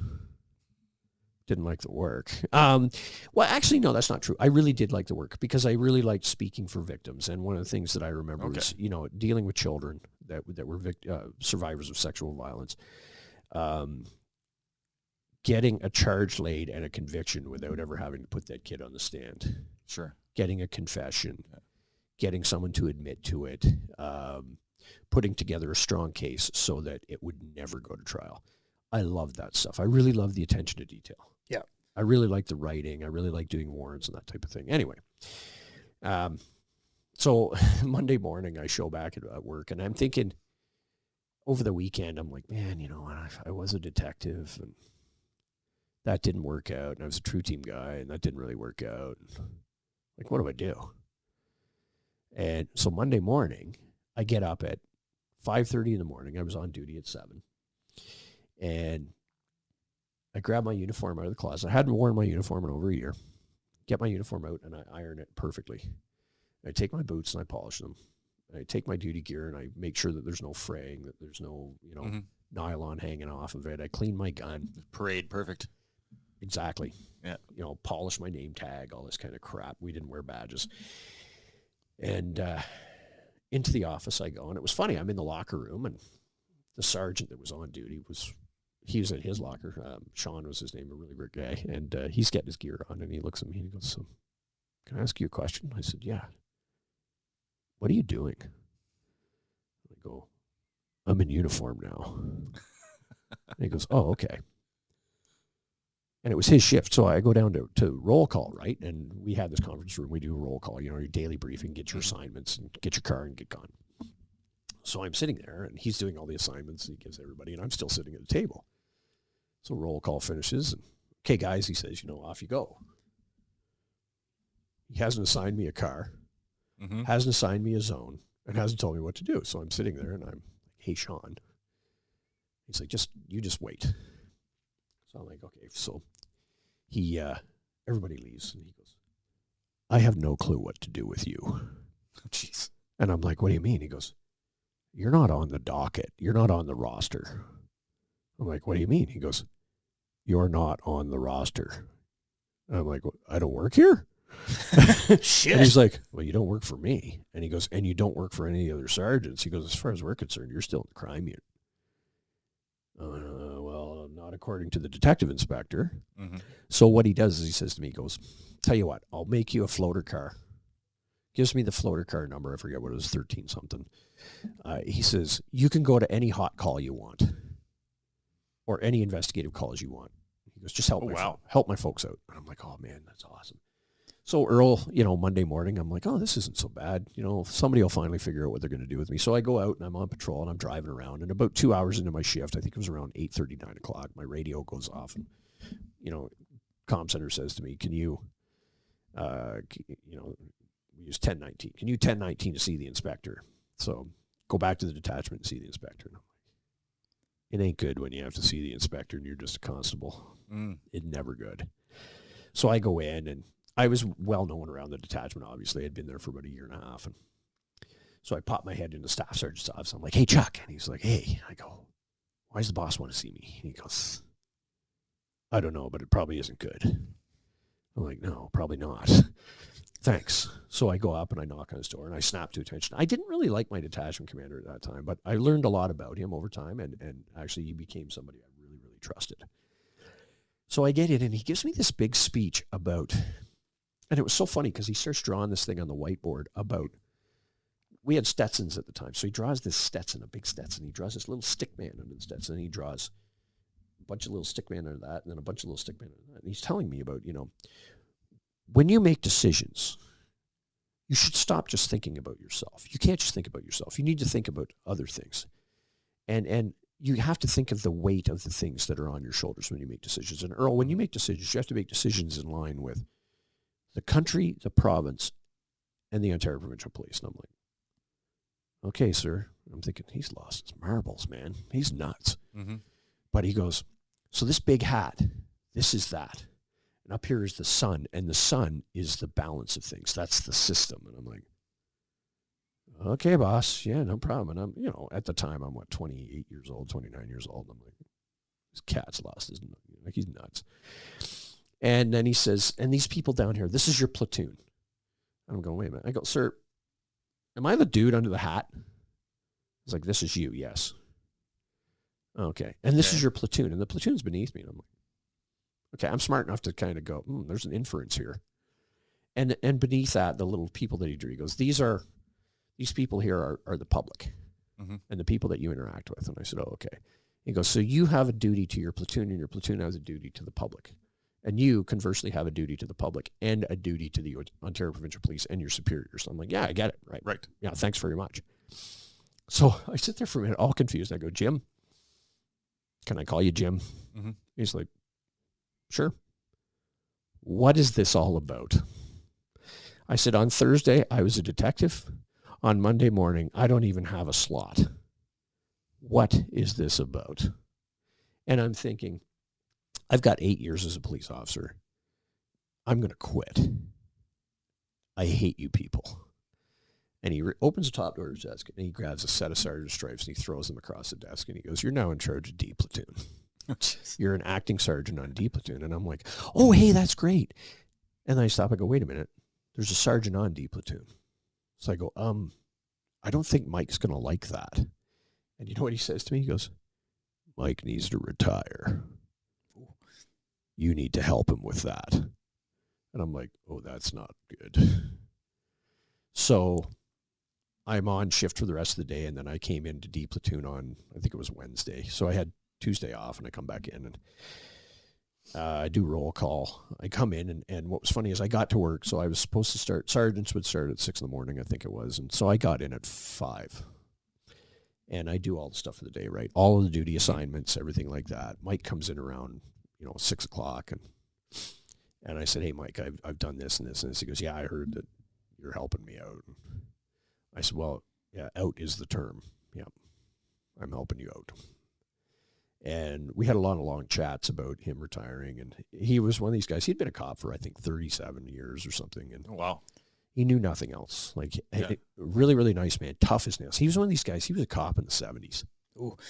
So he was tough as nails and big as a house. In fact, one day he got so angry at me that he ripped the keyboard off the computer and threw it across the sergeant's office at me. And it was so funny because I sat back in the chair and I put my hand on my gun. I go, don't you ever fucking do that again. He's like, what are you going to do? Shoot me? I'm like, I might have to. And the two of us bust out laughing, right? Because I'm thinking, there's no freaking way. The guy's huge. I'm not taking it a fair fight. So anyway, he did eventually retire. But what was funny, though, is that at the same time, I started, much like you guys, I had been practicing martial arts since I was a kid. I had boxed, and I was into Taekwondo and karate and things like that. And I was shooting, obviously, because I started shooting at a young age, and I was shooting competitively at the time. I had started shooting IPSC. And was shooting a lot. I was doing really, really well at IPSC. So what was happening was in-service training was taking a look at me and I went to my qualification in November of that year. So all of this happened in September. I was there in November. And then what I get told is we're looking at seconding you into in-service training in January. I went, wow. And I'm like, as what? A use of force instructor. I was like, oh, okay. So I did that for about 3 or 4 years.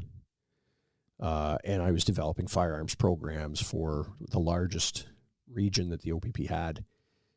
Not alone. I had people I was working with, obviously, with a team of guys. Great. I worked with some of the best trainers in policing in North America. Yeah. Okay. I had a phenomenal boss, 2-3 phenomenal bosses over the course of my time there. I worked with some of the most experienced cops I have ever met, and some of the most physically fit and intelligent people I had ever met. Did that for about 4 years, and then I got seconded into the Premier's, I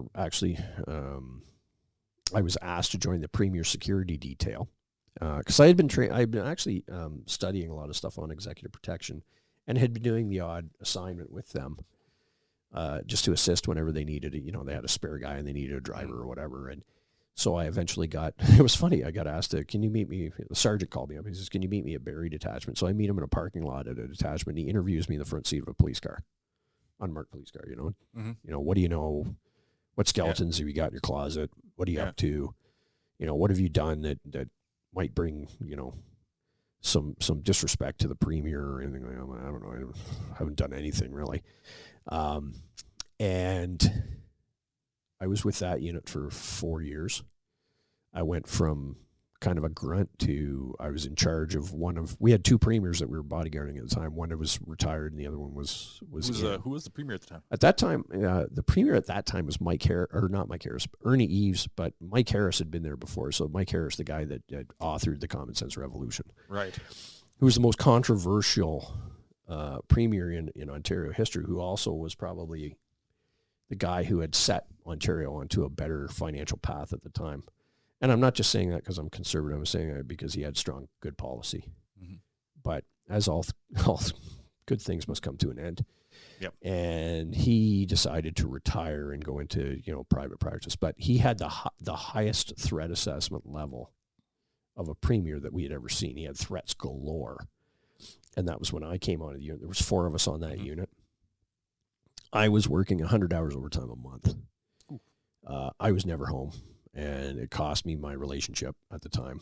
And I came out of that, and I went into the threat assessment unit, not the threat assessment unit doing stuff like you see on CSI, but the threat assessment unit that was doing threats against government officials and government buildings and that type of stuff. And with that, I was also working criminal intelligence. Okay. So I was doing both in that role. I was just working on threatening people and working with our intelligence people and the real threat assessment unit about, hey, we're looking at this guy. This is what goes on. In fact, one of our cases actually involved a very famous Canadian singer who's being stalked. And it was so cool because I was like, wow, that person is up at that time. It was, I'm not going to say who it was because it's confidential, but sure. That singer was extremely popular, and I was actually shocked that we had a case going on.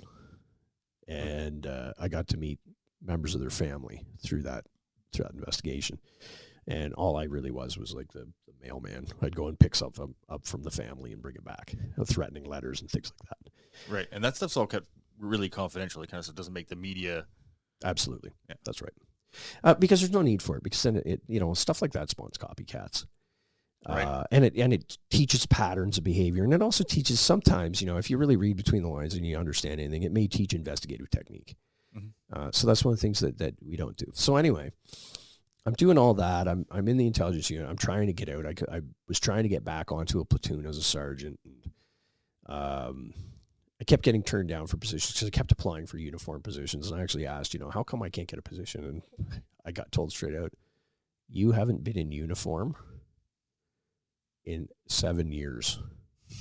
What do you actually know about uniform policing? And I went, I really have only been a uniform police officer for the first 3 years of my career.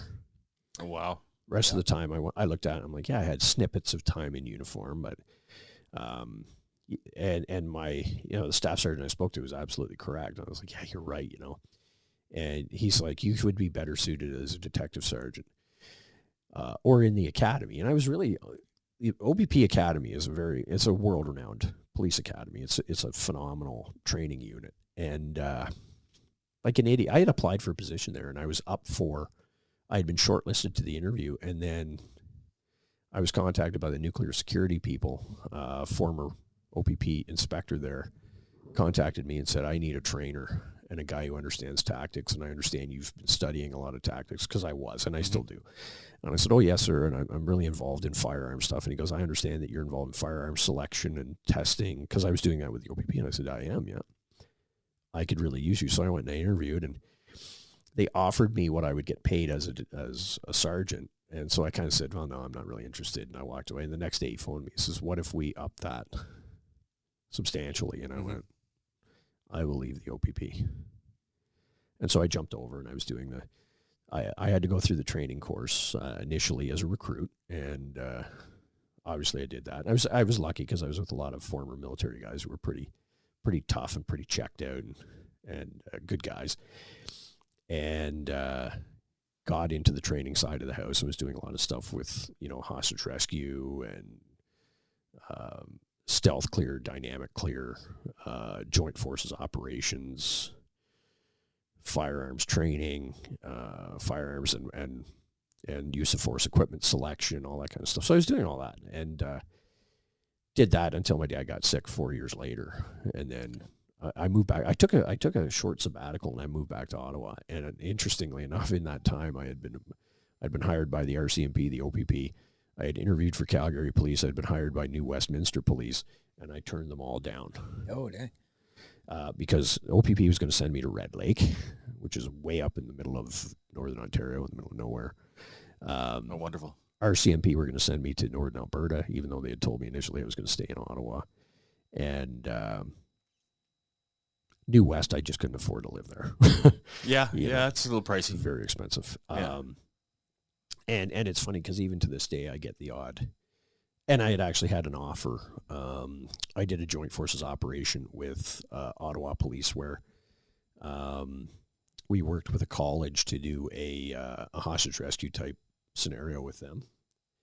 And what was interesting was that at the end of this thing, I had worked with the college and them and helped do the planning and all this kind of stuff. And they offered me a job. And they're like, would you like to be? And the guy that I was dealing with had been in charge of HR and actually said to me, he goes, I'll get you through the interview. All you got to do is get through the background check. And I was like, oh, okay. And I'm like, there's nothing in my background. So, right. I don't know what the deal would be. And I didn't apply. So, because I would have been back in uniform. So, and at that time, I was probably 40, 42. And I went, I didn't want to go back to policing, not in uniform. And today, as much as I love cops, and I think cops are great people, many of them, I wouldn't go back to it now, Yeah, I could see that. Does the OPP look after law enforcement in Ottawa, like for the areas around the Parliament? No, that's RCMP. Okay, so they have a federal mandate on all that federal. Okay. Well, Parliament itself has. There's nothing. Parliament itself has the Parliamentary Protective Service, and interestingly enough, so the Parliamentary Protective Service became about 5 years ago now, I think, became a full-fledged armed response unit as well. So they're actually law enforcement officers. They have all of the things that you would see a normal police office have. They've got intelligence people. They've got investigators. They've got everything. And I was actually asked to take on a position with them in firearms training. And that was right before COVID hit. And there was a lot of messing around with the contract. And I said, I'm not too sure I want to take the contract if you guys can't figure out what the duration of it is going to be. And I turned it down, and thank gosh I did, because as soon as COVID hit, they killed the contracts. Right. So I would have been, out of work. Yeah. So I kind of looked at it and went, oosh, that would have been the most interesting job in the world. And I've got some really good friends that work there, and a good colleague of mine came from there. And it would have been a good job, but the timing was right. Hey, here's the interesting thing. You know what? I sometimes believe that the universe sets you up exactly where you need to be at any particular moment, right? Sure. And so this was one of the funny things, is that when it didn't turn out, I said to my wife, Marcy, I said, that just didn't turn out. She goes, maybe there's a silver lining in that. I mean, yeah, you're absolutely right. Mm-hmm.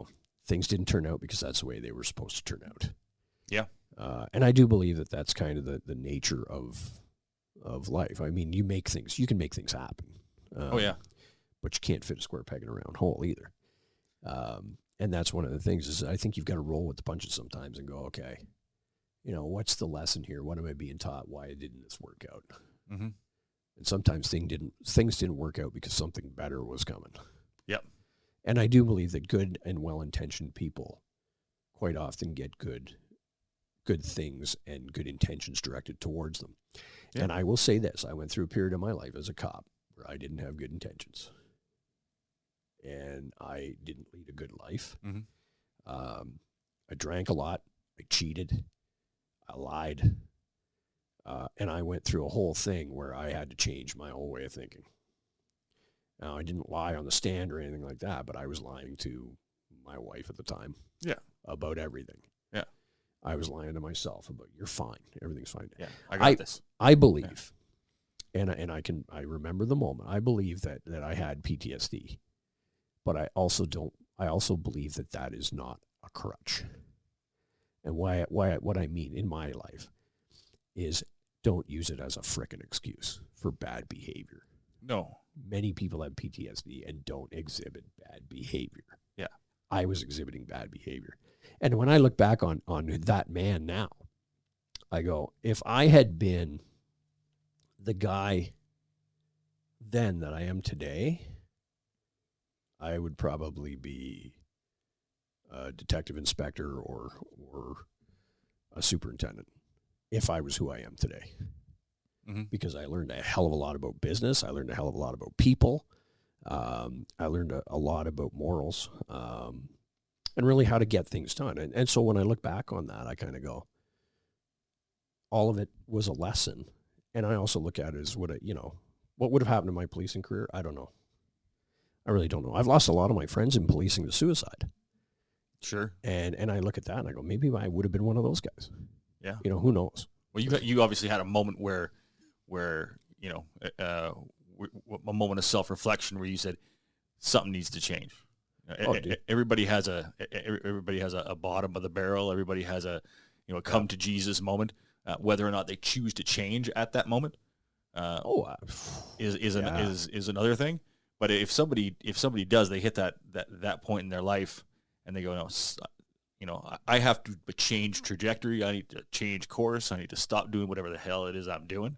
Yeah. And move in that other way. That moment of clarity is really, really important. Did you arrive at that conclusion on your own, or was it like, is there some constructive support networks built into policing, or like at that time, I don't know if it's better now, like to deal with the kind of things that because statistically, when you look at, I can't quote the statistic, I just know it's very high, for police officers, divorce rates, suicide and all that kind of stuff. Is it getting better over time? And at the time when you kind of had that realization, was it because there was access to help within the program or within the force, or did you just kind of get lucky? Like you just kind of had that? I wouldn't even say it was lucky. Or that self-awareness. I think so. I'll bite that off in chunks. I think it's a big question. In those days, employee assistance was available, and I had called it, and because I was going through a real bout of depression, and I kind of figured out that maybe, and it's interesting. I got a good friend of mine who's a doctor, and he says, "Dude," he goes, "you're chronically depressed, man." He goes, "You're freaking Eeyore," and I'm like, "What do you mean?" He goes, "You're an angry Eeyore." I went, "Oh, okay." Yeah, and I was like, "Oh, Eeyore, man, he's good." I like that. I like the visual that brings up. That's right? fantastic. So you're sitting there, probably gonna rain today. And that was kind of I was like, "Fuck this," And what was funny was I go, "Fuck this! I can't wait until it's 4:00 and I go get drunk." And that was what I was going through, and I was like, "Man, you have an addictive personality, and I know it because we've got alcoholism in my family." And I went, "If I don't figure out how to beat that, I'm gonna get stuck." And so what was interesting was that I went to therapy, but in those times, we didn't understand I don't think we understood what PTSD and first response were. I don't think that we understood that, police officers, firefighters, EMT people see the level of trauma that they see the level of pain and sadness and destruction that we see at all levels, everything from death through to extreme violence, through to just extreme tragedy, through. Well, you're a part of everybody's bad day, right? Nobody invites to their birthday party. They're calling the police because they're having the worst moment of the worst day of their life. Absolutely. And a lot of times too, like I saw a lot of things like, some of the death investigations I did, some of the suicide investigations I did, and interestingly enough, I mean, one Christmas, I did 5 death investigations over a Christmas party. At Christmas, what we would do is you'd work 7 days in a row, and so that was to give one half of the detachment the time off, so they would get 7 days over either Christmas or New Year's, and the other people would get some. I had 5 deaths in 7 days. 3 of them were suicides. 2 of them happened. One happened on Christmas Day morning, and another one happened on Christmas Day afternoon while they're eating frickin' dinner. The guy hung himself in the basement and with a clothesline. And they continued to eat dinner while we were trying to clear the scene. Jeez. And I shook my head. I went, this just doesn't make sense. But again, people react differently, right? And so anyway, at that time, I don't think that the resources were there, but there was no understanding. And I remember at one point in time, I took some time off. I took a couple of weeks off. I took I think 3 or 4 weeks off, and I thought, this is all I need is a break from the job. And all I realized I was doing was I'd go to the range and then I'd go get drunk every day. And I'm like, this isn't helping. It's not. So I went back to work. And amongst your peers too, like, your coworkers and stuff, was there kind of like an attitude of, well, suck it up, that's the job, or was it like, or maybe that's a harsh way to put it, or was it like, guys were understanding, but they just didn't know how to support each other? I don't know. Well, here's the thing. Like my peers, I worked with some really, really great people. They were very caring, very, very astute, very aware of one another. Like my platoons were good people. But one of the things that I did notice was they wouldn't say anything in terms of, if at that time, if one person said to me, "Hey, bonehead, you need to get your shit together." What it was, and I think we've all been guilty of this, where you see somebody who's, that guy's he's being, and honestly, when I look back, I'm like, I see it through that 20,000 foot view now, where I would look at myself and I go, that guy's a fucking idiot. I'm not going to tell him he's a fucking idiot, because fucking idiots never listen. Mm-hmm. Right? We all know that, right? Yeah, for sure. And I think that was the thing. But now I look back on it and I go, if it was me, having been in a management and supervisory position, I would have pulled me into my office and said, "Hey, things aren't going right for you, are they? What can I do to help?" Mm-hmm. Now my response at the time probably would have been, "Go fuck yourself." But everything's cool. Leave me alone. Yeah. Which is the other problem. And my thing is that, you don't show people weakness, even though I was showing people weakness. And I just got lucky. You know, as you said, Dave, you got to hit rock bottom. And I think part of, for me, was my wife had left me. I spent another 2 years in the OPP, and I couldn't get my shit together relationship-wise. I was seeing another girl, but who was just phenomenal, but I couldn't get it together. And I couldn't get it together because I couldn't wrap my head around, why am I pissed off all the time? Right. And why am I drinking so much?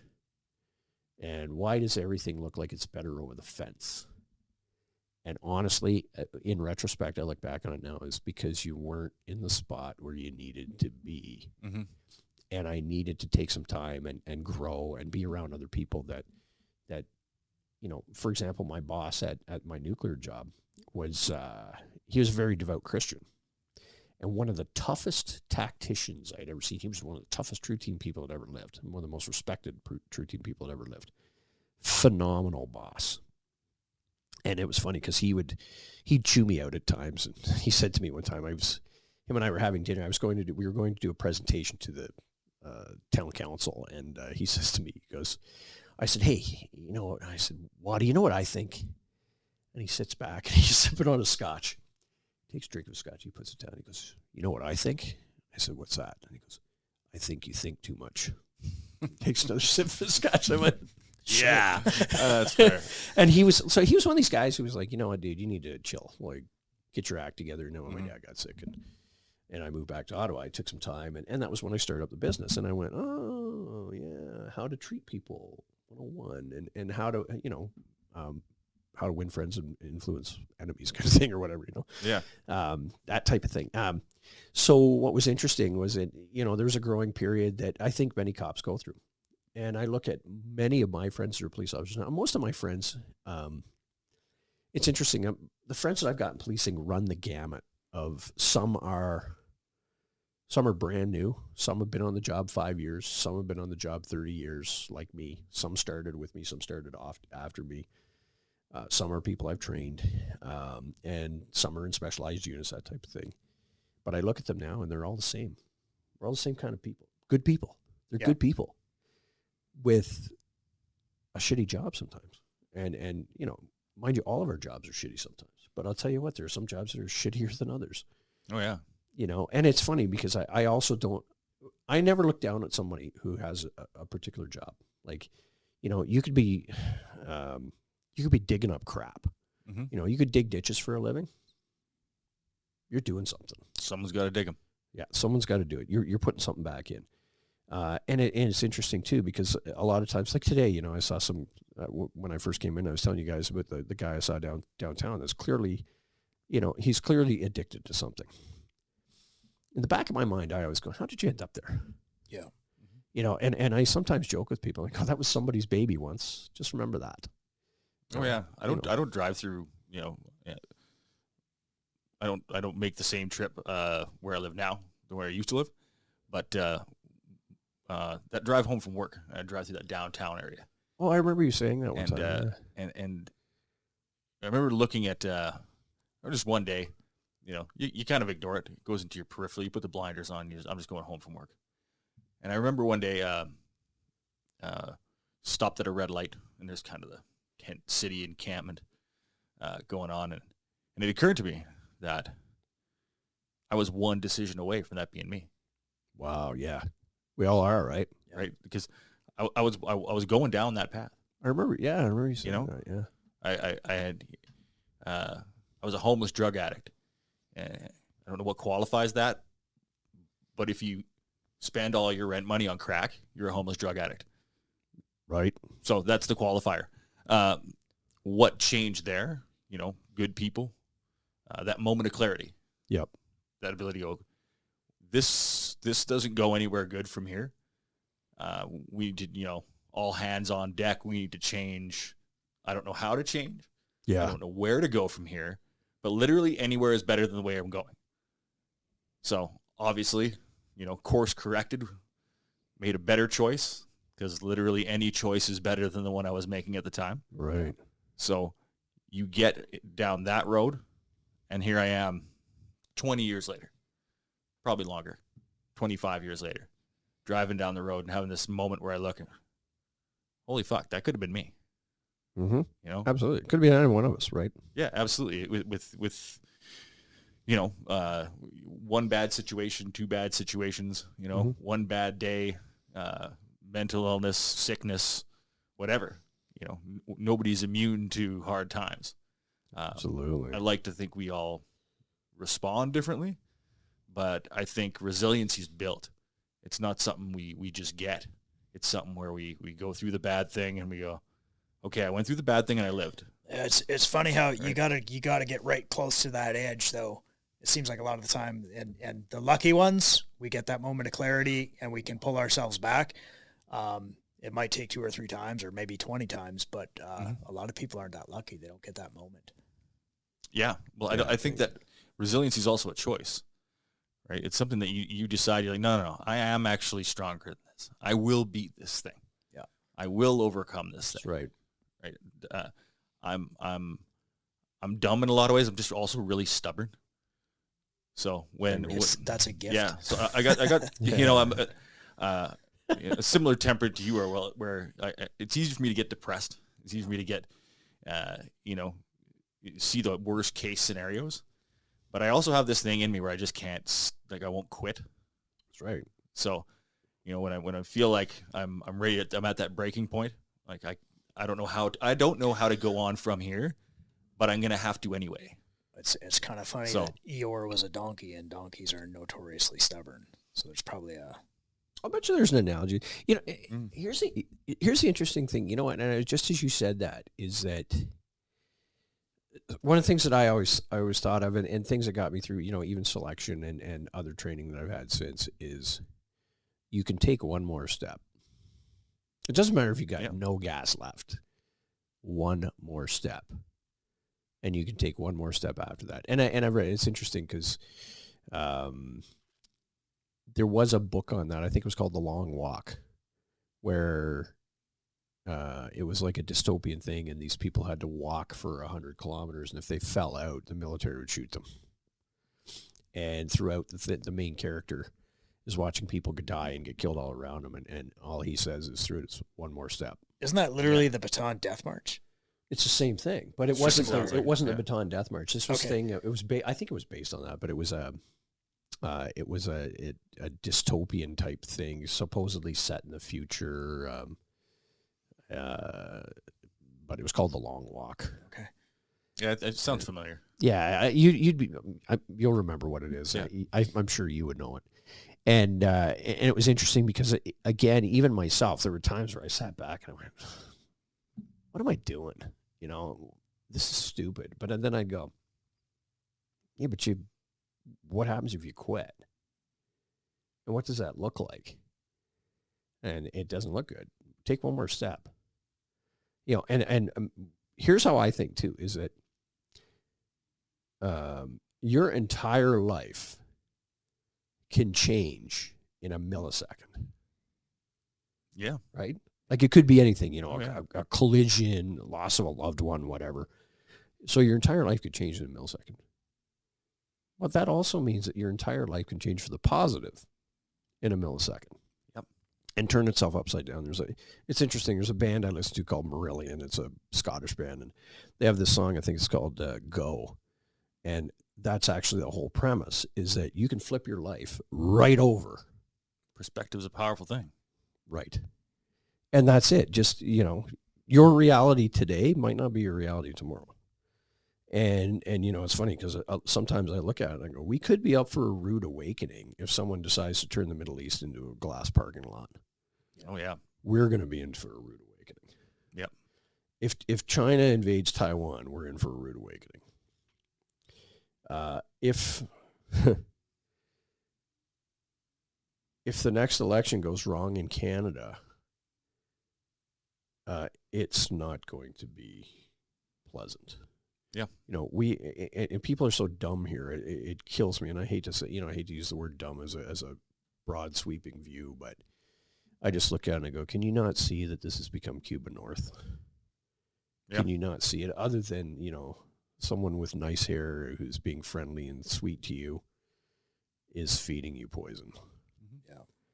And I don't like to talk politics like that because I find all politicians, having bodyguarded politicians, I find all politicians are dishonest.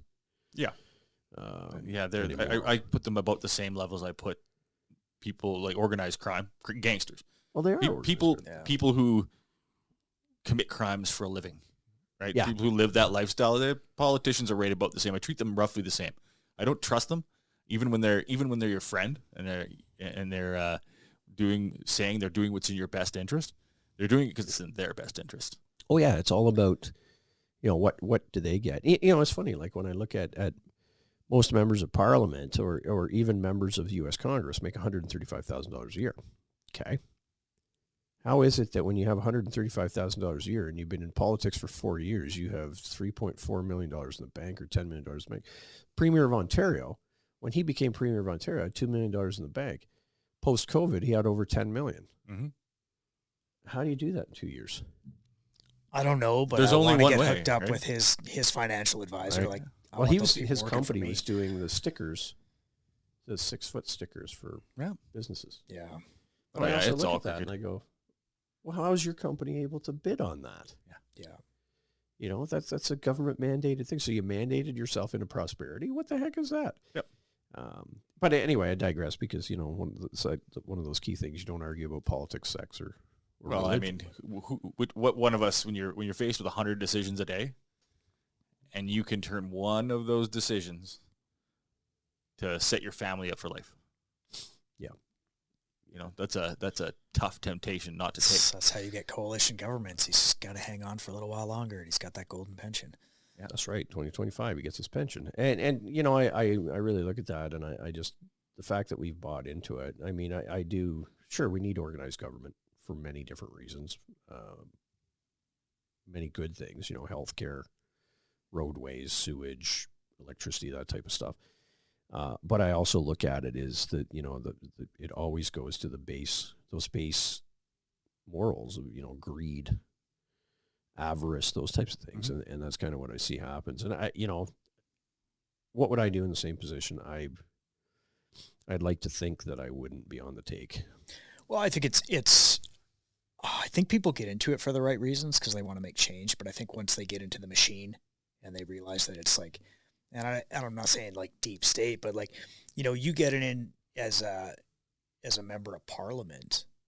Well, you're just the head of this entrenched organization that's got all, you got all your assistants and everything. These people have been there forever. So you're kind of moving into, you might have the greatest ideas, but you're just a figurehead in this big machine.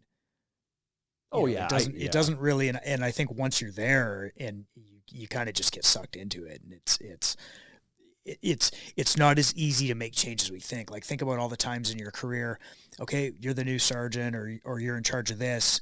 And at the beginning, like, depending on your personality, you might affect change greatly. But in some instances, I'm sure there's points in your career where you got into this position. You're like, you did good, but did you really make a bunch of change, in the entire organization? Maybe in your case, yes, but in a lot of people's cases, certainly in government, that might not be the thing. You get in there, what are you really going to do? You got an election in 4 years. You're already planning that. I just don't think I think people get in for the right reasons because they want to make the right decisions. But I think once they're there, I don't think that's the reality. I think in some cases too, there's an arrogance, and the arrogance is sometimes, I've seen this, is politicians that will think they know better than the people that they represent. I see it the other way, as you work for me. Yeah. I don't work for you. Yeah. And that's kind of what I see, but I see the behavior going the other way, and I saw it, with my principal a bit, and with other principals or other politicians that were around, and I saw some things where I just shook my head, and I can't believe that I'm seeing this, But anyway, I mean, that's neither here nor there, and I think your average Canadian right now, I do believe people are becoming awake. Not woke, awake. I think a lot of people are going, hey, you're pulling the wool over my eyes, man. Yeah. Yeah. I agree with what you say, but I don't think you should shove it down my throat. And I hear that from people that I used to think were, wow, you're really liberal. And I've heard people that I knew, especially from when I worked in colleges, very liberal people who I don't like what they're shoving down my throat. Yep. Everybody's got that line, right? Everybody has a line. Everybody's line is different. Like at the beginning, we talked about that, yeah. right? Yeah, and I think that's the thing is that, what will you stand and what won't you stand? Yeah. And I think it's coming. I think many people are also disillusioned and sit back and go, well, there's nothing I can do that's going to change this. Well, I think, and maybe that's a product of too much social media, but it's hard to believe like your vote matters. Like, especially like a Western perspective in Alberta, like as a kid growing up, you already understand that your vote will never matter federally. It just and I'm not saying you shouldn't vote, but statistically your vote doesn't matter. It's already decided. Yeah. So you're never going to have a say in who's running the country. And so I think there's a lot of voter apathy in the country where people are like, well, fuck, why does it even matter? And then I think when you look at how elections go, Trudeau was supposed to be unelectable. Biden was supposed to be unelectable. But these are the people leading the free world. And they get in anyways. And so I think people just get disillusioned and they're like, well, who gives a shit? So I think there's a lot of that goes on too. Well, I do think the system, I mean, I'm not smart enough to even propose this, but I do believe that there needs to be some form of electoral reform. I would agree, because the Westminster style of politics that we have now, I think it's like any game, okay? Like they set it up and it was good at the beginning, but you have these entrenched, bureaucrats. And I think once you figure out how to game the game in your favor, I mean, the system's working as it was designed. It's just, it's reached the end game. It will no longer serve the country's best interests. Oh, absolutely. Because once you understand how to keep yourself in power and how to maximize it for your own destructive or selfish, greedy needs, it's not serving Canadians anymore. And I think we've just reached the point where it probably needs a complete overhaul. Yeah, absolutely. Yeah. Why? Yeah. I mean, and I kind of laugh too, because one of the things that cracks me up is this, this appeal of the World Economic Forum to many countries out there. And I just, every time I see, Klaus Schwab or George Soros, I laugh, because I'm like, what would ever make you want to be near either one of those people or respect either one of those people? Maybe it's the messaging. I don't know. I've never been to Davros, so I don't know. But when I look at that, I'm like, the one guy looks like a complete loon. And it's a cult. It's a religion. Yeah, you want to follow the loon. Yeah, and actually, you make a good point there, David. Is here, I'll throw my tinfoil hat on completely. Strap in. Yeah, here it comes. Is there? We look at what happened at Epstein Island and how nothing has ever been released as to what went on there, and the people that went there, and the celebrities that went there on the flight manifest and things like that. And you sit there and you look at it and you go, man, that really sounds satanic. And in Satanism, we know that, it's to upset God by desecrating things that are innocent, such as children. Sure. And taking the soul of a child that's not been baptized or whatever, engaging in, sexual frivolity and stuff like that. And I look at that type of stuff and I go, man, is that what's really going on? And when I was a younger police officer, I studied a fair bit about cult crime, because at that time it was fascinating. But it also had, when I was looking at it, I was reading a lot on serial killers and cult crime and ritual sexual violence against children. And I was reading it from an investigative standpoint, not, that's interesting. No, it was people that were reporting things. And I was looking at, so how were these children interviewed? Sure. How did the officers or the detectives come to this point, or child services or whatever? And I was looking at that, but I was going, man, there's a shred to this. Mm-hmm. When children are reporting being dragged to the woods for a sexual ritual with people in robes, and then you find out that's actually happening. And it's like, so there is Satanism out there, and how deep is it? And then when I see, cities, there was one city that erected a statue of Satan.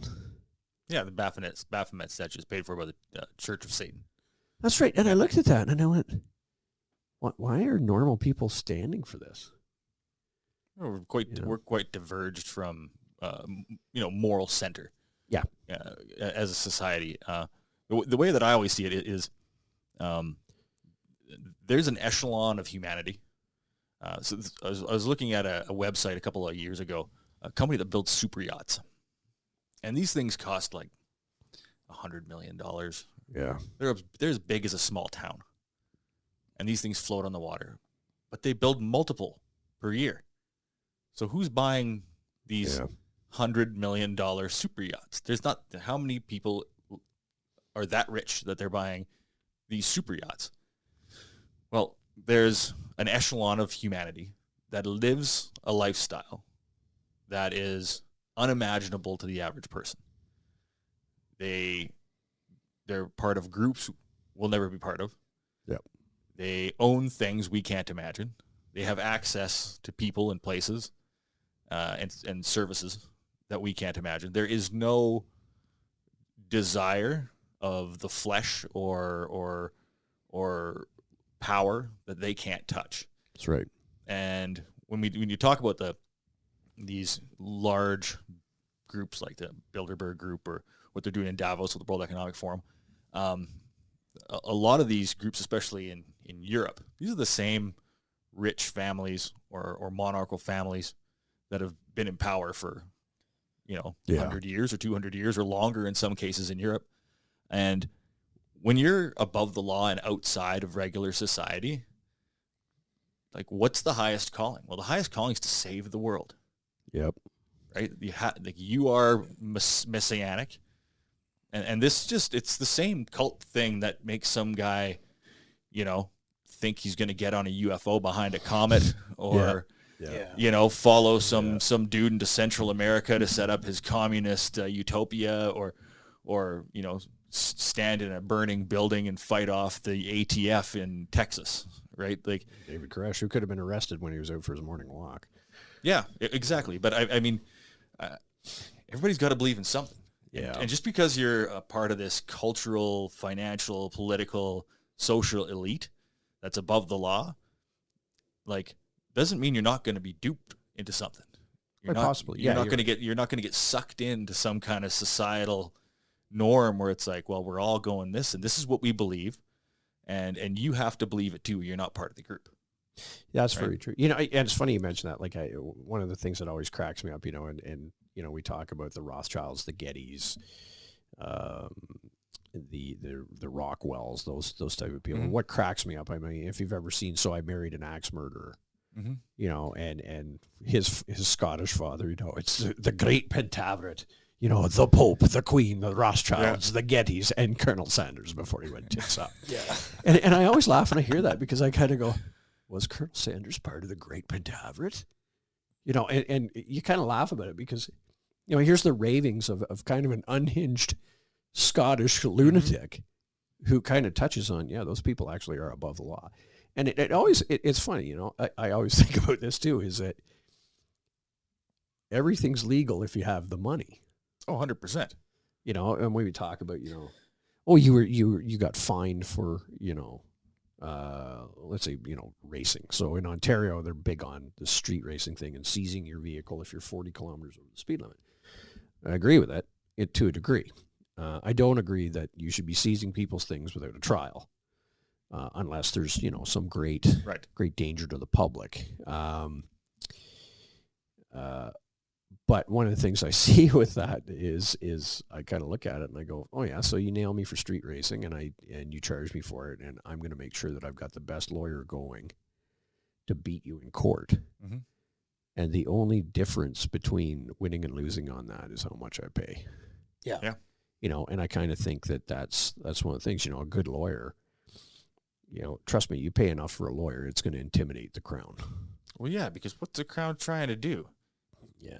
He eventually wants to go work for that other big law agency, right? That's why, it's a legal system, not a justice system. It's a revenue agency. It generates, there's a bunch of people and they need to make money, and those are high paying jobs.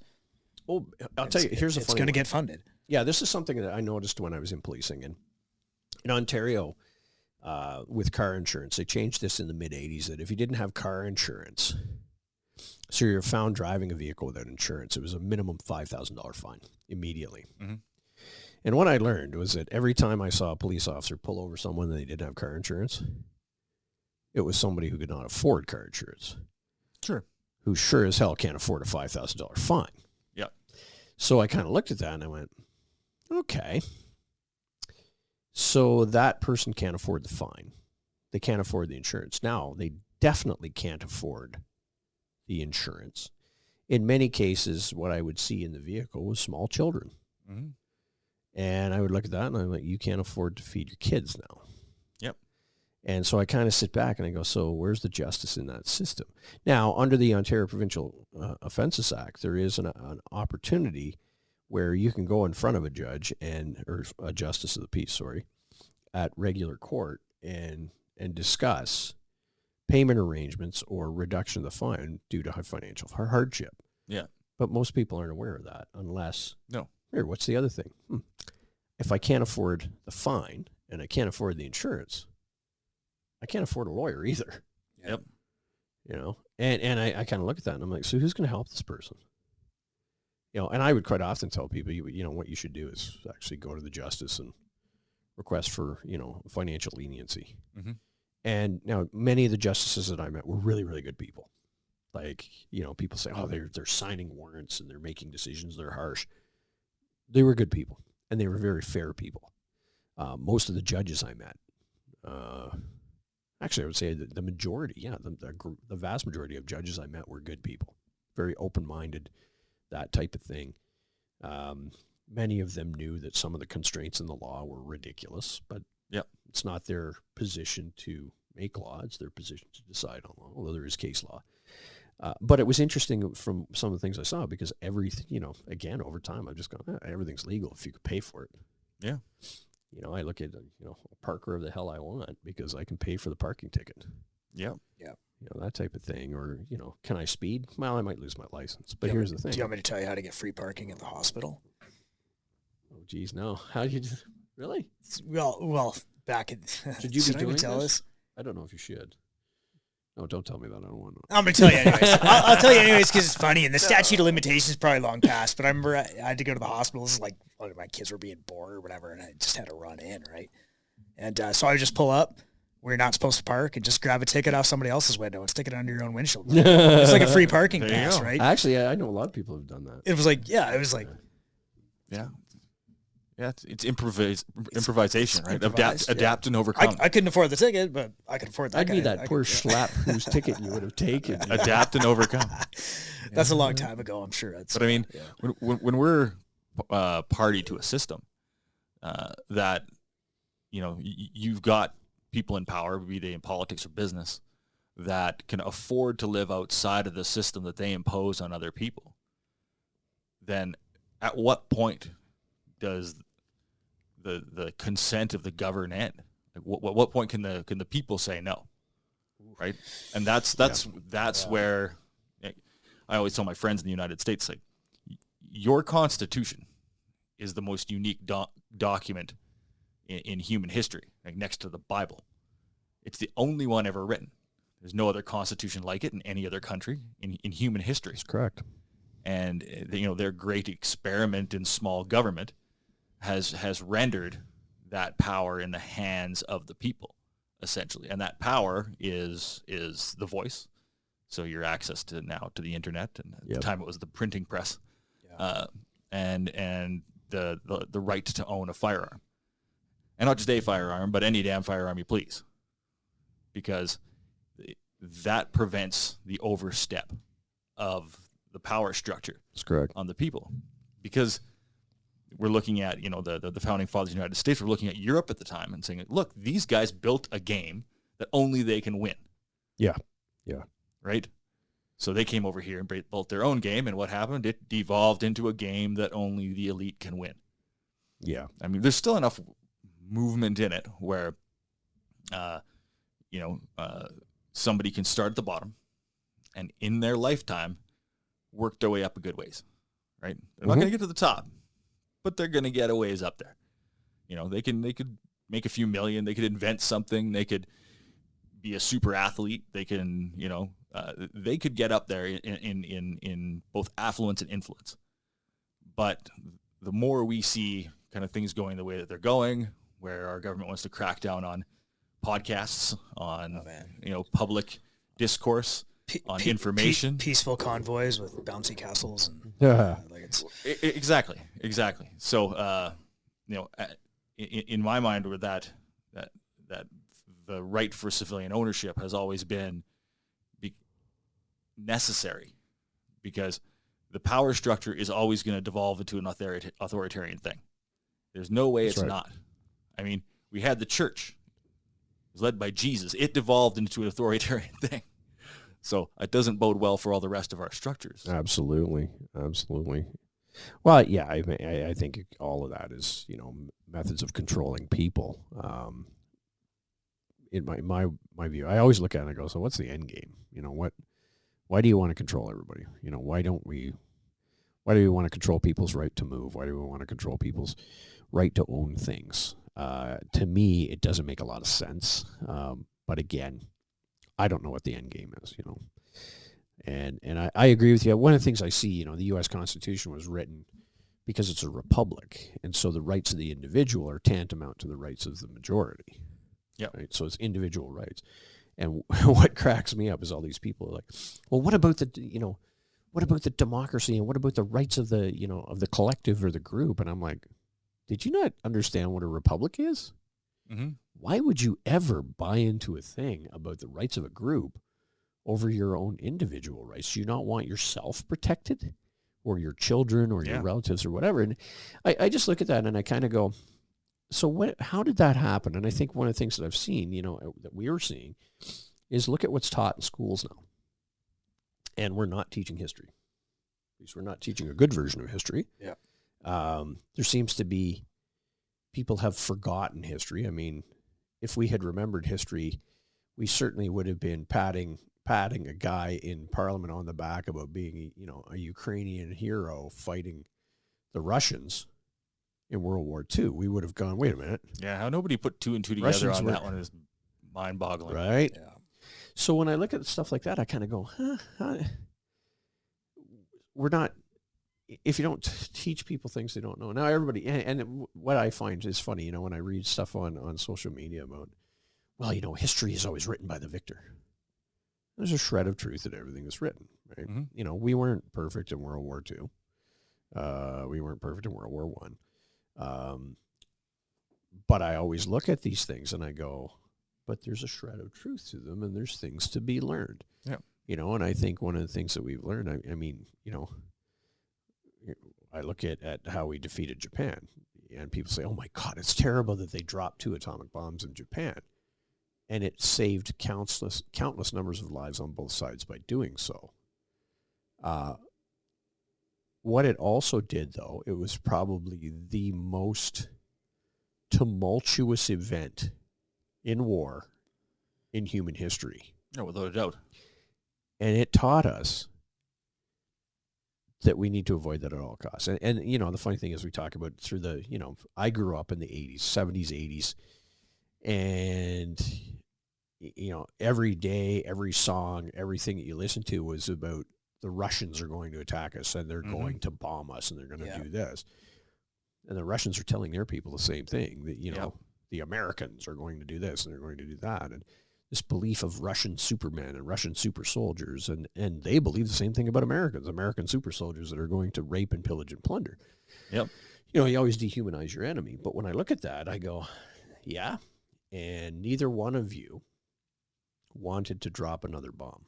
And as much as, and we hear this thing, the Russians are threatening to go nuclear. Russians don't want to go nuclear. I don't think, anyway. And I'm not an educated man that way, but I look at it. Well, if that was why would they ever telegraph?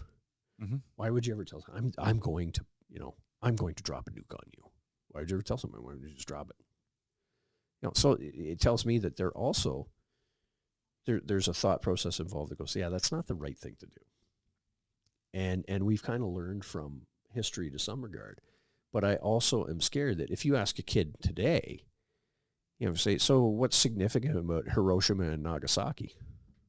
They won't have a clue. They won't even know where it is. Mm-hmm. And what was funny the other day, it was one of my buddies had this thing on Facebook. It was funny. He goes, he says, I'm scrolling through Twitter or X, and I'm reading some of the comments about Palestine. And he goes, I could put a map of North America in front of you, and you couldn't even find Palestine and Israel on the map of North America, but you sure as hell would look.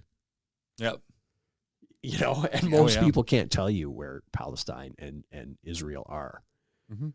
If you told them, or if you show them a map of the world, show me on there where it is. Yeah. And it's scary. What's funny too is on YouTube, the odd time I'll watch those things about, how dumb are American college students. The guy that walks around on college campuses with his microphone. Yeah. And, what year was the War of 1812? Yeah. 1967? Yeah. What? The guy's like, no, the War of 1812. No. 70?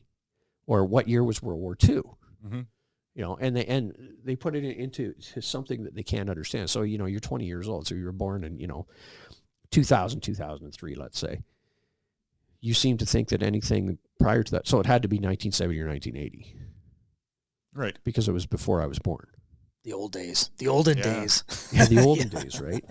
Or things like that. Like it's so interesting to me how little, people know. Like when you say to somebody, if I gave you 2 nickels, 2 dimes, and a quarter, how much money would you have? And I'd have $1, right? No, you wouldn't. Mm-hmm. Do the math. Well, how do I do it? And then you'll see people, they can't do the math. Oh, yeah, they don't have to. Right. And it's really scary, too, when you hear about the literacy rate in North America, more in the United States side, because I think United States educational system is quite a bit different than Canadian, but the number of people who can't read coming out of high school, mm-hmm. but they made it through high school. And we're doing the same thing now, where we're passing kids that aren't. Yeah, I heard some statistics about like math ability and stuff like that. It's something like 28% of Canadian graduates. Well, and it's not doing the kids any favors. Years ago in a past life when I was a welder, we'd have apprentices come in the shop, and they might be part of a work experience program. So they're 16, 17-year-old kids, or maybe they did graduate. And they decided they wanted to be a welder. You get these kids and they come in the shop and they don't know how to swing a hammer. All right, well, whatever. We can teach you that. It's no big deal. But they can't read a tape measure, man. And so as a welder, I always tell everyone it's the hardest trade in the world. You got to be really smart to do it. But we're not working down to past a 1/16 of an inch. And the reason why is because the soapstone or the chalk that you use to mark things, it's a 1/16 of an inch wide. So right. In your trade, don't worry, you're never going to have to go below that. So the math is quite simple, but these kids can't do fractions. They can't read a tape measure. They don't have any basic math skills. And they can barely write a materials list. Like, they just don't have those skills. And you're like, okay, well, I get that the system made you feel really good and it passed you, but now you're in the world and you got to work. And these are the skills that they armed you with, and it's not fair. Mm-hmm. So, well, I think it's the same thing even in post-secondary education. I think, I do a lot of consulting in post-secondary education. I have worked in post-secondary education as an administrator and that type of thing. And I look at many of the students that I saw come through, and college is quite a bit different from university. College, you're preparing someone for a trade, generally. And I see it this way is, people say, I've actually had students ask me, what should I do? I'm at college now. Finish college, take a bunch of those credits. So get your diploma at college, and then go to university for 2 years, and you'll come out with a degree. Well, what do I do with that? You put it in your resume and you show it to people that you got a degree, and you never rely on it again. Mm-hmm. But you rely on your training that you got at college. Yep. Really? Or your apprenticeship or things like that, Yeah. And what I find is that, I'll hear people, well, I went to university and I took something ridiculous, and like some of the courses that are out there, and I sit back and I shake my head and I'm like, so why would you ever think, that you would take a course where there's very, very few jobs in that particular vein? Unless you're highly intelligent and you feel that you're going to make a massive difference in society by doing something. And I find that that's one of the things. I don't think, two things I think. I don't think that parents are providing solid advice. I don't think that high schools or high school teachers are providing solid advice anymore. And that is not a slight on teachers. My mother was a teacher for 37 years. I know many great teachers. A good friend, one of my buddies is a high school teacher, really, really good guy. But when I look at these things and I go, why don't they take the the interest that my guidance counselors and teachers took in me, even when I was a difficult kid. They helped me to see the light in terms of this is where you need to go. But I was also getting strong parenting from a highly intelligent grandfather who loved me dearly. Right. Who always had my best interests in mind and said, you know what, you might want to think about this. Now, here's the interesting thing. My grandfather wanted me to become a conservation officer. And because he was in Ministry of Natural Resources for years. He was in parks. I worked in parks in university. But I always looked at it and I went, I don't want to be a conservation officer. Mm-hmm. He's like, well, why not? Because I don't think it's got the variety of work that I want. And I would see in Ontario, conservation officers were doing all kinds of ridiculous things too, not just conservation work. Yeah. And phenomenal guys, like great people. Oh, yeah. But neat job. And I used to do secondments in the fall to M&R with OPP and assist with the moose hunt and things like that. But one of the things I found was that, it wouldn't have been the job for me. So when I mentioned that to him, he was like, so what do you want to do? And what did I say earlier? Well, I said military. Well, he was a World War II vet. Yeah. And he said, do you really want to join the military? Like, how long do you think that's going to last? I'm like, back to what I said earlier. Oh, I want to be a Navy SEAL. He was like, he actually never said anything negative about that, but he didn't say anything positive either. Yeah, you're going to find out. Yeah, it's like, you'll go, nice pipe dream there, kid. Mm-hmm. What's my... report back with your findings. Yeah. I would like to be Spider-Man, Pop. Pretty much. Yeah, you go out there and you be Spider-Man, kiddo. So the same type of thing. And he was very supportive of my decision to become a police officer. He was very supportive of every decision I made after that until he passed on. And interestingly enough, even during my policing career, there were times where I'd pick up the phone, call him, and go, I'm at a crossroads on something and I need your assistance. And I don't find now, so, that was a whole digression to say, I don't find now that kids have the parental contact, and maybe I'm speaking out of turn here, I don't know, but I don't find that they have, the parents take the right directing or controlling interest in helping their son or daughter make a solid decision for their future. I think it's like, oh, honey, you can be whatever you want to be. Yeah, that's not mentorship and that's not leadership, though. Yeah, that's right. And it's funny because, again, seeing it with this week with, a good friend of ours, and how him and his wife interact with both their kids, I'm blown away. I'm like, that's good parenting. Mm-hmm. And it's solid parenting, and you're spending time, you're playing with your kids and you're teaching them things. Yeah. And I look at that, and, he and I spoke about this last night. He says, I really, really hope that, I can still get through to her as time goes on and at least protect her, his youngest daughter, that we know, protect her from what could come down the pipe later on. Yeah. And we had talked about, her being at 5 years old and involved in jiu-jitsu. Yeah. Yeah. Yeah, start her now, because the day is going to come where she is going to have to fight off somebody. Because, statistically, it's funny because they'll say, well, statistically, 98% of women are sexually assaulted at some point in their life. Yes, and 93% of men are too, usually as children. Yeah.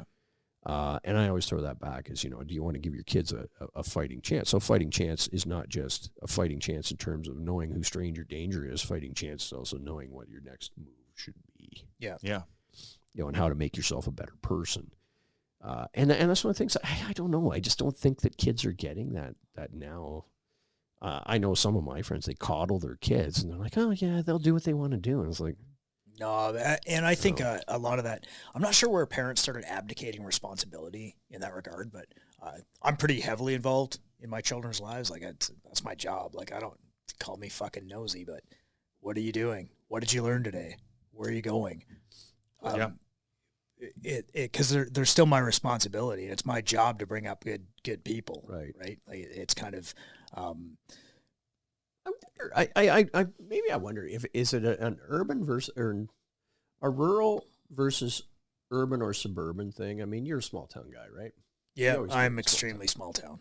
Same here. And Dave, you moved around a lot, like not a whole, or not a lot. No, you came from. But I'd say, like, yeah, I don't know if it's your per capita of shitheads, but I found living in a small town, there's shitheads.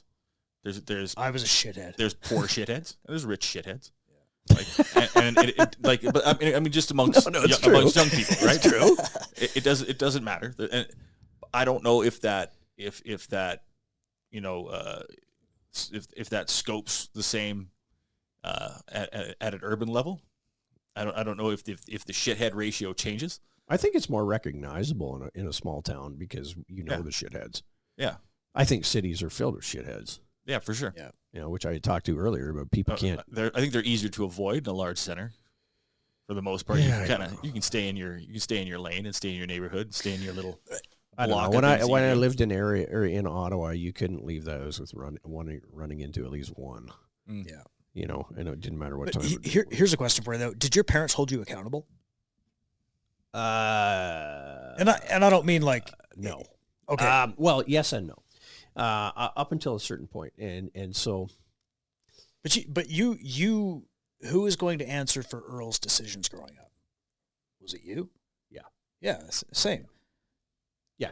So they held you accountable, and so and therefore you there's probably some conscious thought when you're making decisions, like, oh man, okay, like when you make a decision, you know that you're responsible for it. And I think somewhere along the way in today's modern world, people don't hold their kids accountable. I hold my kids accountable, but I know lots of parents that don't hold their kids accountable. Yeah, we see. Like, they always have an excuse lined up or some reason why their kid's acting out or made a poor decision. But, as the parent, I'm going to hold my kids accountable, and I'm going to try and give them the guidance and advice to make good decisions.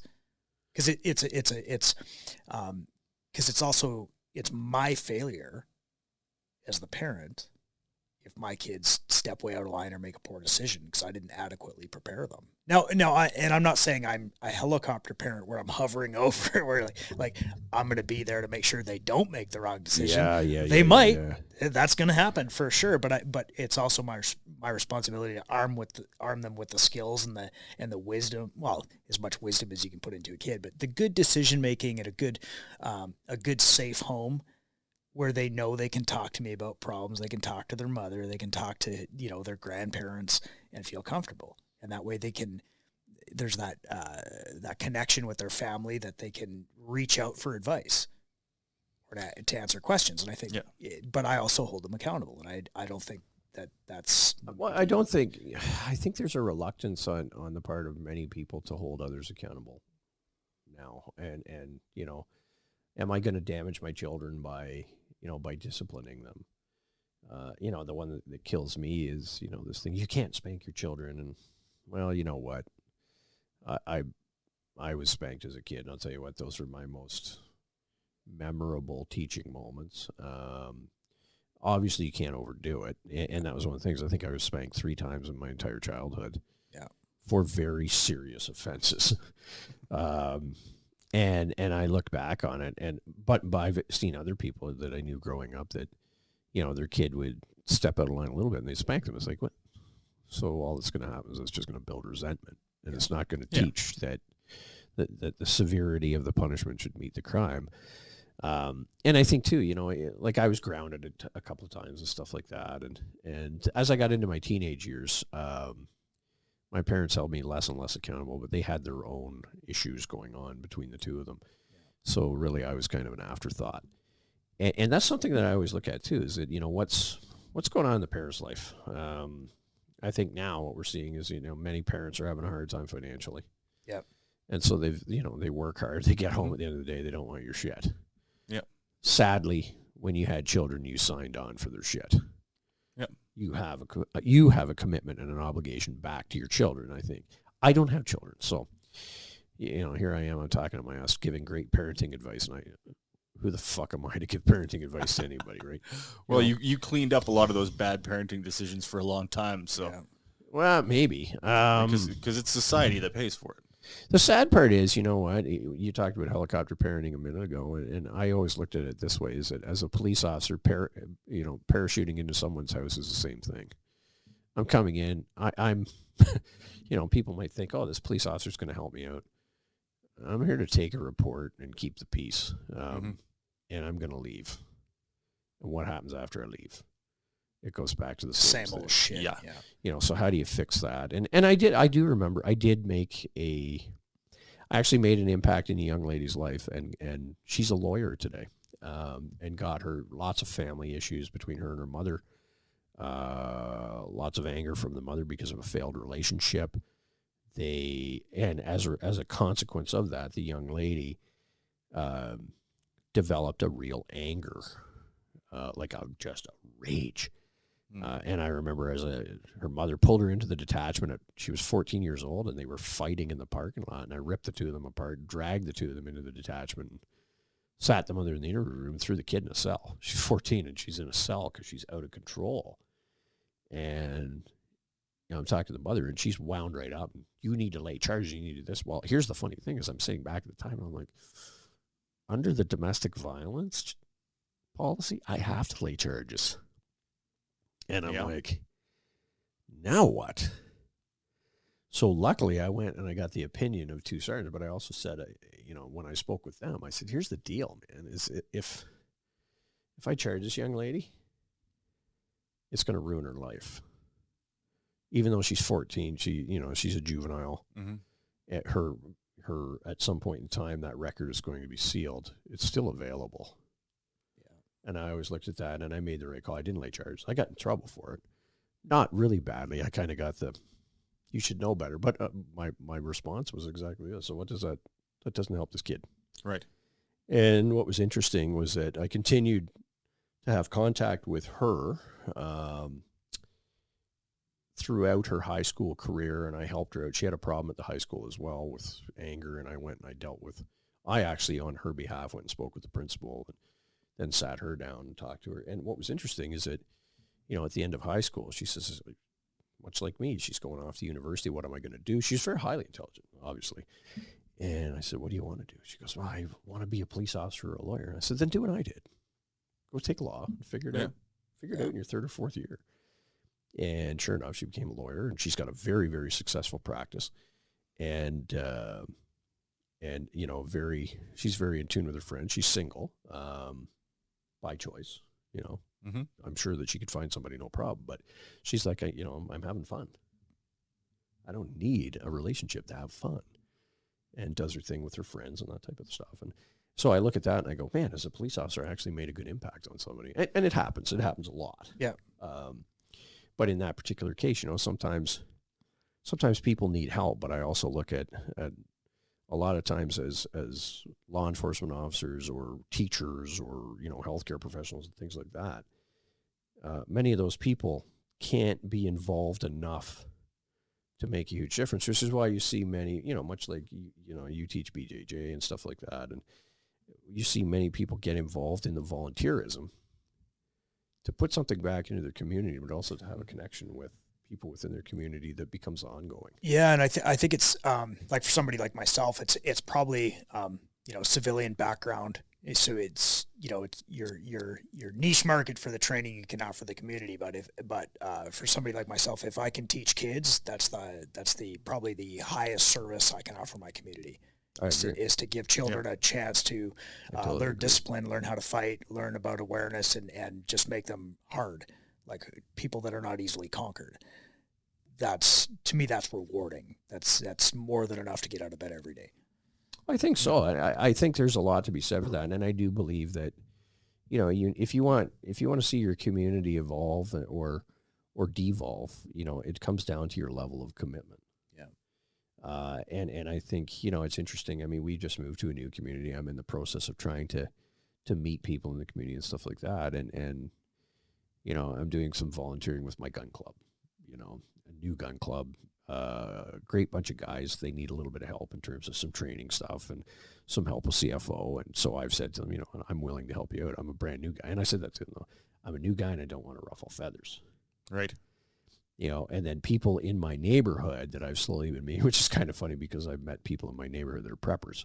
Mm-hmm. And so it's kind of funny. And it came up about, I was going to teach a course and they had invited us over for drinks and they had this family party going on. I had to leave at 6 to go and drive to where I was teaching this course. And so I said, I got to go. I can't have another drink. I got to drive. And, where are you going? I said, I'm going to teach. What kind of course are you teaching? And I said, well, you really want to know? And so they're like, yeah. And I said, so I'm teaching a pistol course tomorrow. They all kind of look at one another. We all have restricteds. Oh yeah, what do you got? There you go. Here it comes. You're amongst friends. And this is the thing. And then, the one guy says to me, he goes, do you believe in being prepared? And I said, why are you asking? He says, we believe in being prepared. I said, so do we. He's like, oh, okay. I said, let me make this clear to you, though. I will work with you. I won't give you things for free. Mm-hmm. There's a barter system when we do things. We can work together on that. And he actually said, yeah, we'll have to talk. Yeah. And then I knew right then and there, oh, okay, these are good community people because they're not giving up too much. Yep. And I would never have to worry about them showing up at my door to rip me off. Yeah. That's not the way they are, that type of thing. And there's a number of people around where I live that are like that. And they're all, they're all good farm folks and hardworking folks. That, mm-hmm. And that's one of the things that I see, landscapers and owners of various trades. Those are the kind of people that are prepared for many things. And hardship, as we know, comes in many forms. And it's even, and to my way of thinking, is even as simple as, something tragic happens to your family. Right. You bring food over and you prepare things and you help them manage that situation. Yep. And that's kind of how I look at things now. And I think that's, it comes back to your community thing. You have to put something back. Yeah. Yeah. Otherwise, what's the point? Yeah. You can't exist on an island. Agreed. Yeah, for sure. Exactly. Well, we've been going for, we got 2.5 hours. 2.5. Look at that. Eh? That's pretty good, man. Wow. Well, thank you so much, Earl, for sharing your time with us. I know it's valuable. You come all the way across the country to share your knowledge with the local folks here in Grand Prairie. Thank you for, all the training you've offered myself over the years. And I'm sure it won't be the last. No, we got to get you back out next summer. Yeah. I think we do. And it's interesting because we're due for more, some stuff. It was interesting today. We were talking about advanced stuff. And one of the guys that's on the course is a fairly experienced firearms instructor as well. And we were talking about it. And he was actually laughing. He goes, advanced. He goes, most people that want advanced courses can't shoot advanced courses. Yeah, that's true. And what I do, though, is I change courses quite a lot. I mean, we saw that, when we did the pistol instructor's course last year, I was changing things on the fly with you guys because there was stuff you didn't need and some stuff that was nice to know. Yeah. That's the big thing. And my plan with the company is to expand, as I had said earlier, to expand in a number of different directions. My big one right now is the consulting thing and yep. Security audits and then security plans and training aside from that, on active shooter and run, hide, fight, school and workplace violence response, yep. target hardening schools, that type of thing. So how do people find you? How do they, if they're looking for that kind of service, what's the easiest way to find Earl Green? Really through our Facebook, or not our Facebook page, through our website, www.phaselineGreenTactical.ca. It's on there, or I'm also on LinkedIn. I get people that reach out to me on LinkedIn all the time. Yep. Okay. under Earl Green. Yeah. It's interesting because I do get reach outs all the time, and I've got lots of stuff that's coming from word of mouth. I've got people that have known me from before. I've had a couple of large organizations bring my name up and say, "Oh yeah, that Earl Green guy knows a thing about security." And so that'll think. It's funny. I never thought that I would get into the security side as much as I have. Yeah. It wasn't really my plan. I wanted to stick with law enforcement. So that's one of the things is that, through LinkedIn or even Facebook or Instagram, I'm on there too, but I don't believe that those are good marketing platforms. I'm on X. I never check my X account that's okay. It's just a knife fight every day. It is. It's a vacuum chamber of ridiculousness. Mm-hmm. One of the things I find, I just really think that it's one of those things where I find all social media is for people to stand up and say, hey, look at me. And, I do it too. I put up pictures of my dog or me doing whatever. Yeah, same.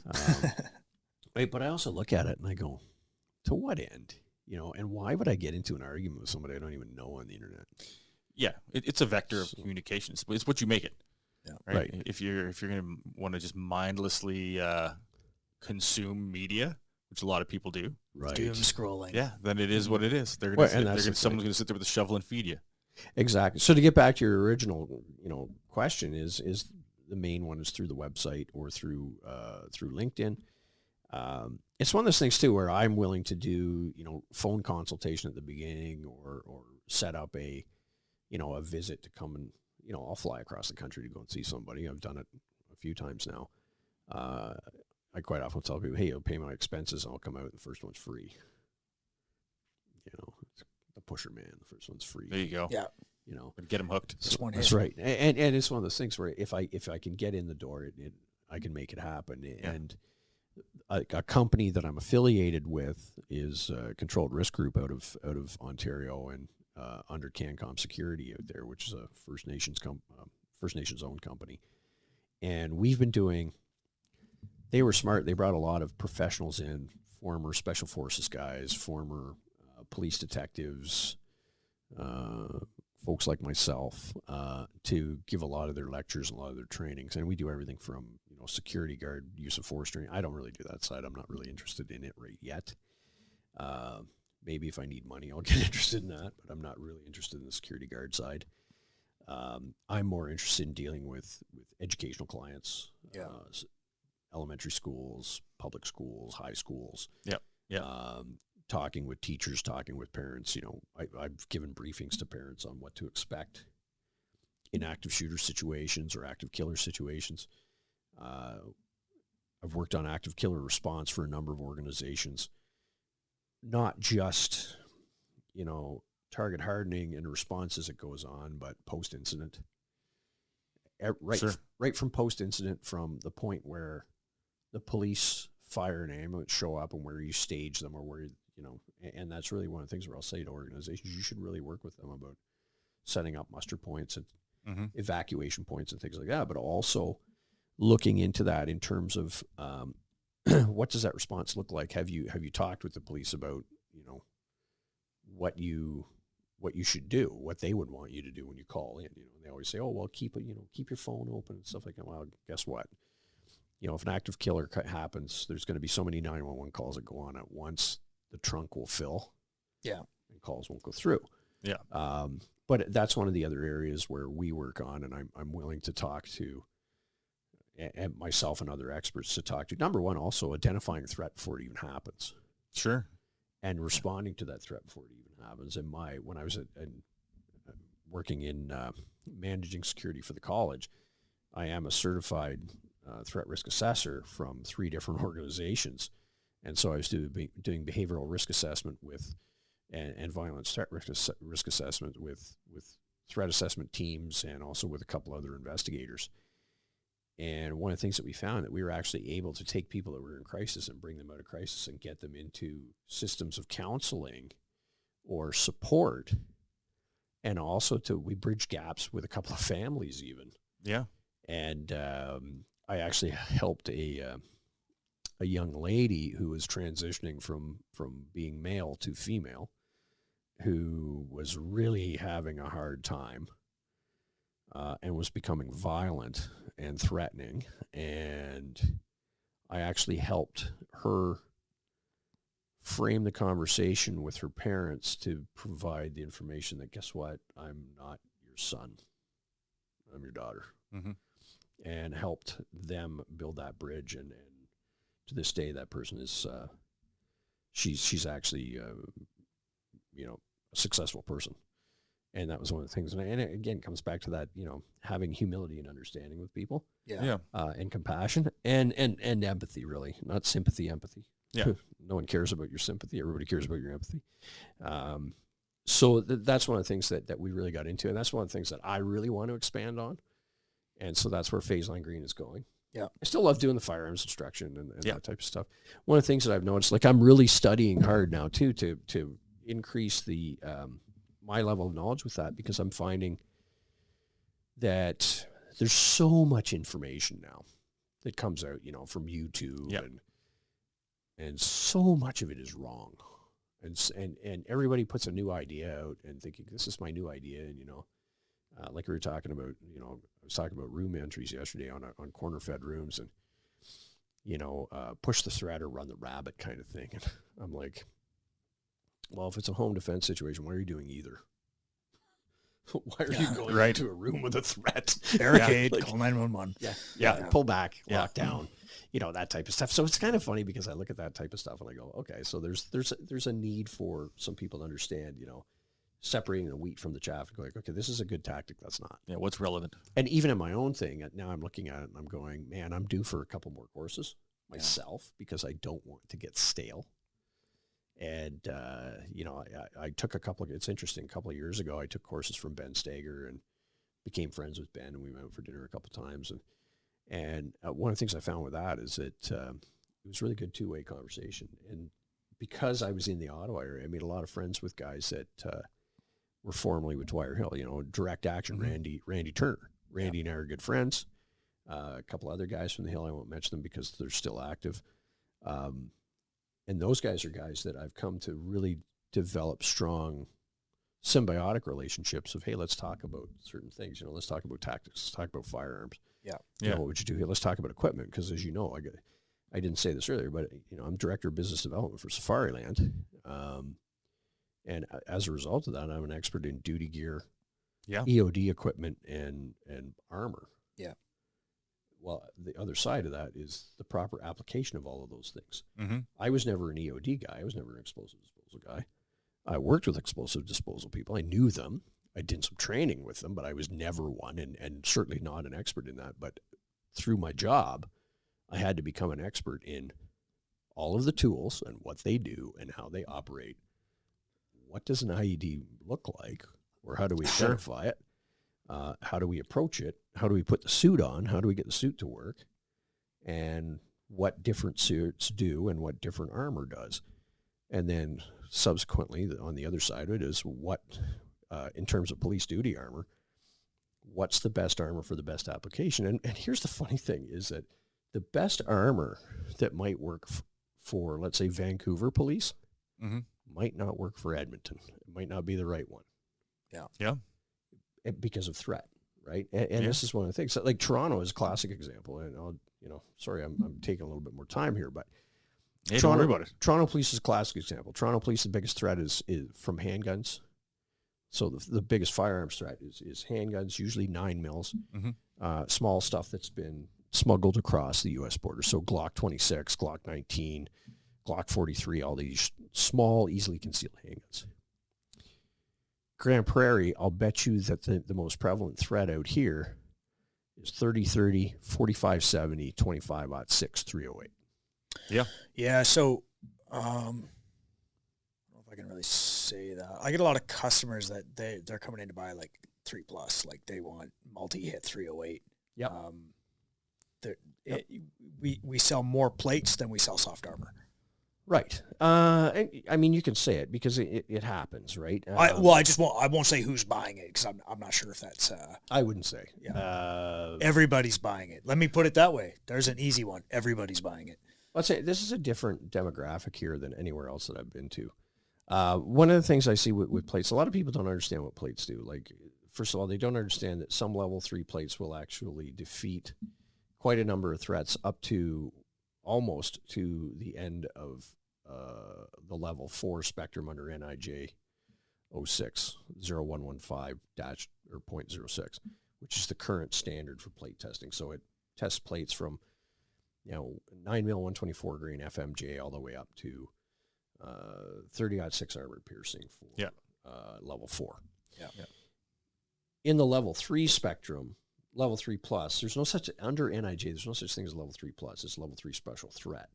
Under level 3 special threat, some level 3, for example, we have a plate that just went obsolete, or that was it was a composite plate. It was a polymer ceramic plate, so it was a hybrid.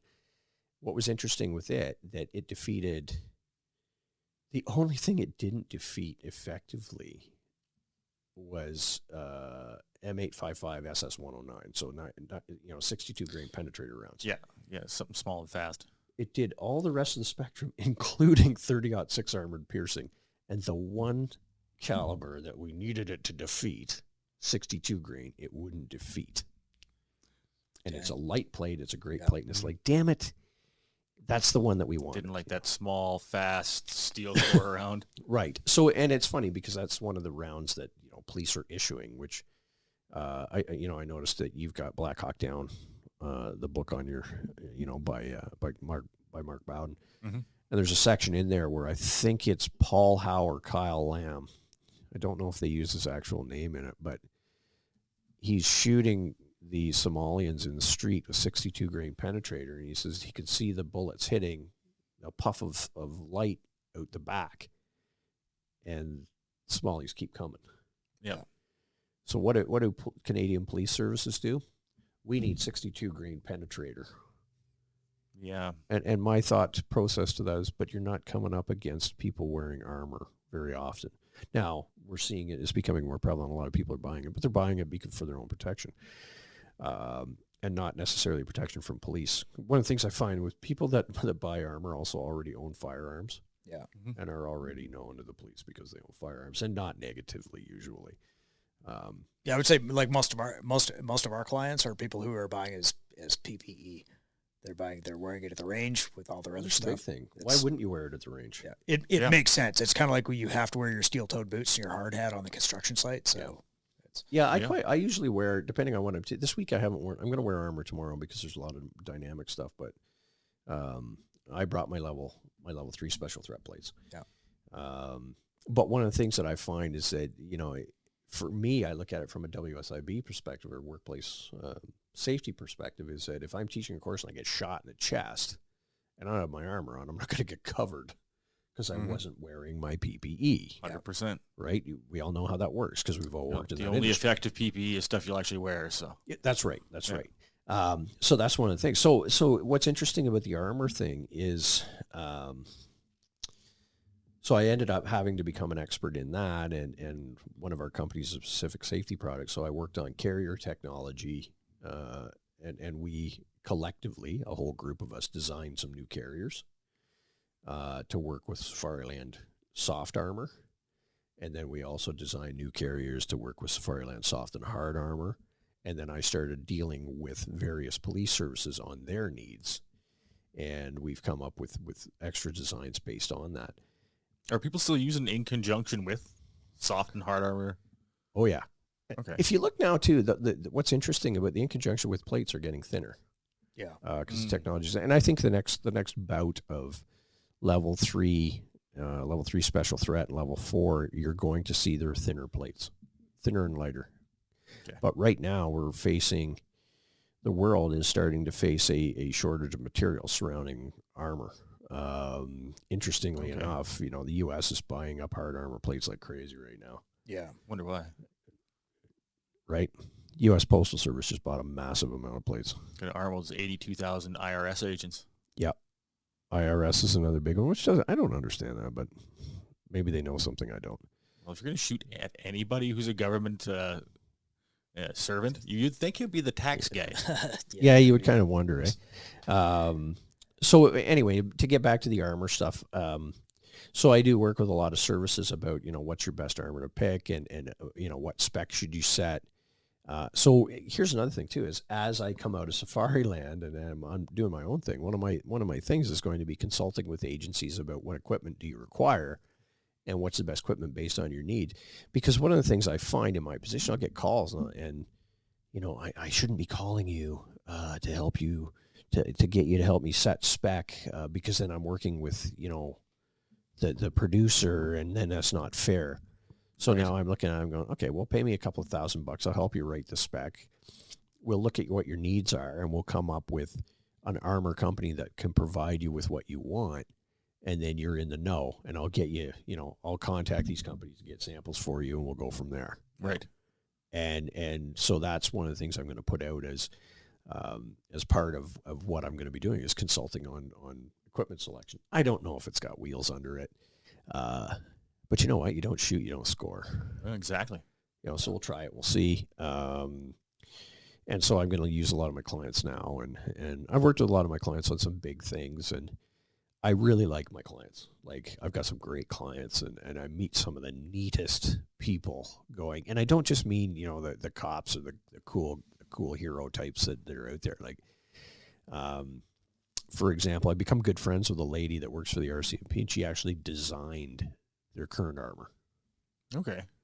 And she's just I love her. She's the sweetest lady in the world. We became good friends, and what's interesting is that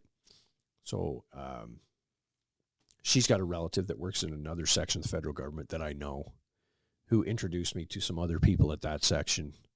Then we started having some meetings about some other equipment. And the one lady, it was funny, out of the blue, she calls me and she says, I'm not calling you on an official capacity. I'm like, okay, what's up? She goes, so me and my girlfriends are going to Prince Edward County, and your wife owns a business that sets up Airbnbs, right? And I'm like, yeah. Can you get us an Airbnb? I'm like, I'll put you in touch with my wife. Yeah. And that's the weird thing is when your clients become your friends, right? Yeah. And I think that's the best way to do business. Yeah, I would agree. That's a strong way to network for sure. It sure is. And so that's kind of, I'm big on relationship building, and I think that's the next step for Phase Line is to go there and to use that expertise that I've gotten. And, we really should have talked about equipment earlier, but again, everybody's got opinions about equipment and what's best and what's not. Yeah. What I thought was interesting today as I was looking at some of the equipment that guys had, the Agilite plate carriers have really taken off. And I ordered one. I actually came in on Monday while I was here. So I'm looking forward to running it and seeing what it's like with our plates. But there's so many good offerings out there right now that it's difficult to separate the wheat from the chaff. What I'd like to see is where we're going to go with this firearm law. And I truly believe that it's going to get scrapped in 2 years. But I think if it's a Liberal win in the next election, it's going to be the most nefarious thing you ever saw. Just to appease certain small groups, which I don't understand. Because I don't think there's money connected there. I'm not sure. Because I think there's money going from government to these groups, not the other way around, which doesn't make sense. Well, like I said, I think our current crop of liberals, at least in that inner circle, they're all true believers. Oh, they are. Yeah, they absolutely are. But it's gone. It's not really a liberal mindset now. It's become a socialist Marxist mindset. Mm-hmm. It's so left wing. It's unbelievable. And it scares me because those are the people that will load you onto a cattle car, send you for re-education. Yeah, well. It's weird. So I like living in Alberta.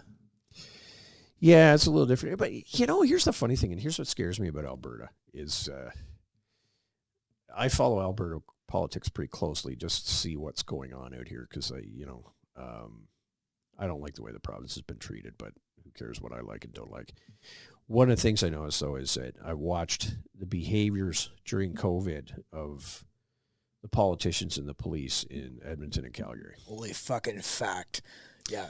Yeah. And I kept looking at why do you keep electing NDP government or, at municipal level, they're NDP supporters, but they're socialists. Mm-hmm. Why do you keep doing it? And I think part of it is people keep doing it because they see that there's a freebie there, right? And at every at one point in our lives, we may have all needed welfare. We may have all needed, not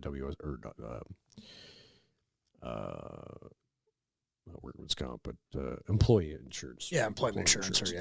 We've all paid into it. It's available if you actually need it, if you could show a need, that type of stuff. But it really, really scared me when I saw what was going on in Calgary, and I went, no one's saying anything. From a policing standpoint, the police officers themselves aren't saying this is unlawful. Yeah. You can't tell me to do that, even though there's a pandemic.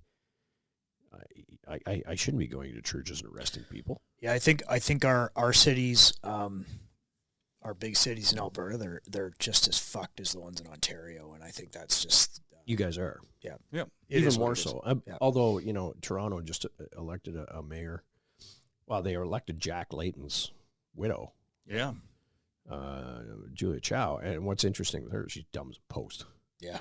When you watch her in conferences and things like that, or press conferences, and I just shake my head and I go, how did you guys find that appealing? I'm sure she's a nice lady, but she has no knowledge. She just related to a guy who was extreme. Jack Layton was an extremely smart man, but he was an NDP socialist, right? And I'd met Jack Layton, and I'd had conversation with him when I bodyguarded the premier. I found him to be a very friendly guy. I liked him, but I'd never vote for him. Yeah, they're ideologues. That's the idea. Right. But then I look at, look what happened in Edmonton's the same way. And here's what kills me out here is that when I drive along and I see, like, when I talk to you guys, when I talk to folks in Southern Alberta or in Calgary, and everyone's like, you got to move to Alberta. It's so free here. It's so great. And then I look everywhere and I'm like, speed camera, red light camera. Yeah. Oh, there's Mounties doing this. CPS is doing that. EPS is doing that. And I've got great friends with both. And I go, what's going on? Same as Ottawa Police. I got really, really great friends with Ottawa Police. Tons of them. Ottawa Police is, I think, almost 2,000 members, I think, 1,500. I probably know 600 cops with Ottawa. And I think there's only 2 I don't like. But when the convoy occurred and the behavior of the police as the convoy unfolded, and I got talking to buddies of mine afterwards over a beer, and I was like, did you seriously do that? Yeah, man, it was the coolest thing in the world. We went and we did this and we did that. And I'm like, you do realize that that's not only immoral, but it's contrary to the Charter of Rights and Freedoms, right? Well, what do you mean? When I was a cop, we didn't violate the Charter of Rights and Freedoms the way you guys did. Yep. Why didn't you say no? Well, we thought it was the right thing to do. Did you not even think about what you were doing? And now here's the thing. So, having lived through that convoy was, when it was coming in, believe it or not, I actually supported it at the beginning. And I was like, yeah, and I get it. It makes sense. Someone's got to stand up and say something. You have the right to protest. I agree with that. You have the right to free speech. Came into the city, and it surrounded Parliament Hill, and it started parking in residential areas as well. And I was watching it, and I'm like, that's going to piss the people off down there. And it's going to change, and the people are going to turn against you. Yep. That live there. And I'm like, okay, so you know what? They're Ottawa people, they're liberals, whatever. On day one, the horns started. And the moment I saw it on the news, I went, oh no, you just screwed yourself. Had everybody occupied around Parliament Hill and shut it down. All you had to do is block off Wellington Street. Yeah. That's the main road right in front. Block off Wellington, block off Sussex, block off part of the Parkway, and you've got Parliament surrounded. And you could have parked hundreds of trucks down in there, but they were getting into these residential areas, and they were blowing the horns. Yep. And that's when the police complaints started. And if you watched who was in those groups, like one of the things I was watching it all the time, and there was a lot of idiots from Quebec coming over too and acting up. Now, interesting thing is that many of the folks from Quebec, believe it or not, don't think all that differently from people in Alberta. Yeah, I believe that. They feel that they've got the crappy end of the stick a lot of times. Yeah. But not really. But I'll tell you what, Alberta is taxed to the hilt by their own government. And so what was interesting is I'm watching, the thing that happened with the Terry Fox statue, right? And I was looking at that and I'm like, I don't know if you guys can, but I'm bilingual. I've spent a lot of time in French towns. I've spent a lot of time working in Quebec as well. And I was watching some of the people, that's Quebecois. That's Quebecois. That idiot's a Quebecois. And then the pickup trucks come in. People in Ottawa aren't used to seeing pickup trucks. No. With big fuck Trudeau flags on them and Canadian flags, and it pissed everybody off. So what was funny, I was living in Ottawa at the time. I was in the South End, a little town called Barhaven. And I'm 10 kilometers from, ground zero. And it's not affecting me whatsoever. There's no traffic. Traffic doesn't affect me. My office is on the other side of the city. I don't go anywhere near Parliament Hill. I never had to go down to Parliament. And in fact, the way they changed the downtown core, I had to go down to Parliament a couple of years ago and I had to take the goddamn train. And I'm like, the train runs like crap in Ottawa. So it was ridiculous. Anyway, so I go into work and all kinds of people are bitching and complaining about this protest and blah, blah, blah. And I finally said to somebody, I go, Do you fucking live downtown? No. Why the fuck would you go downtown?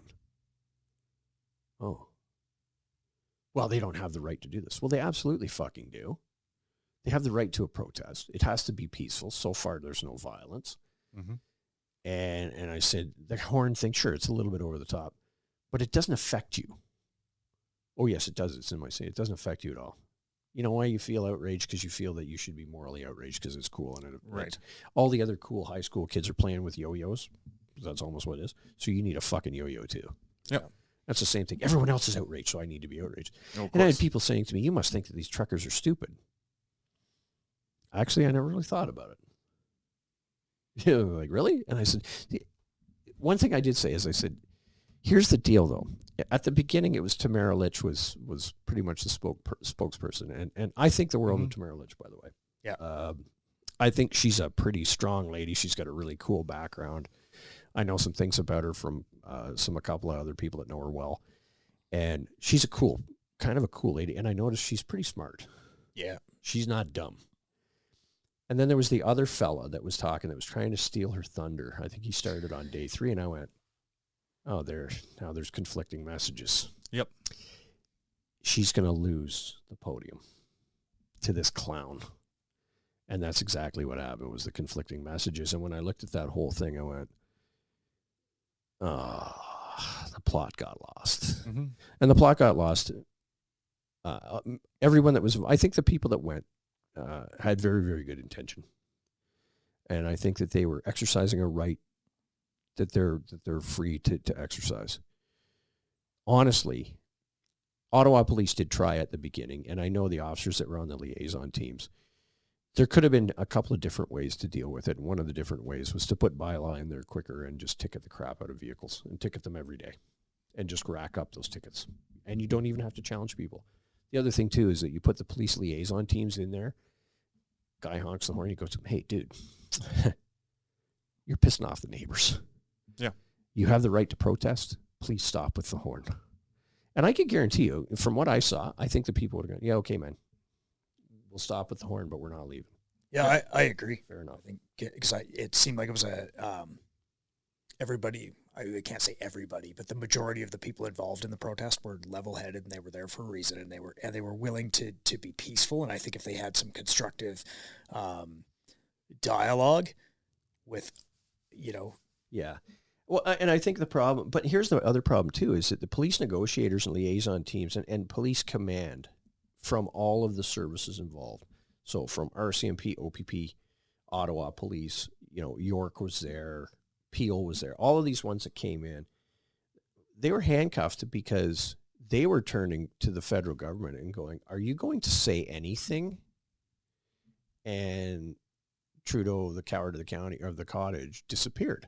Yeah. He had COVID for the 19th time or whatever it was. Yeah, exactly.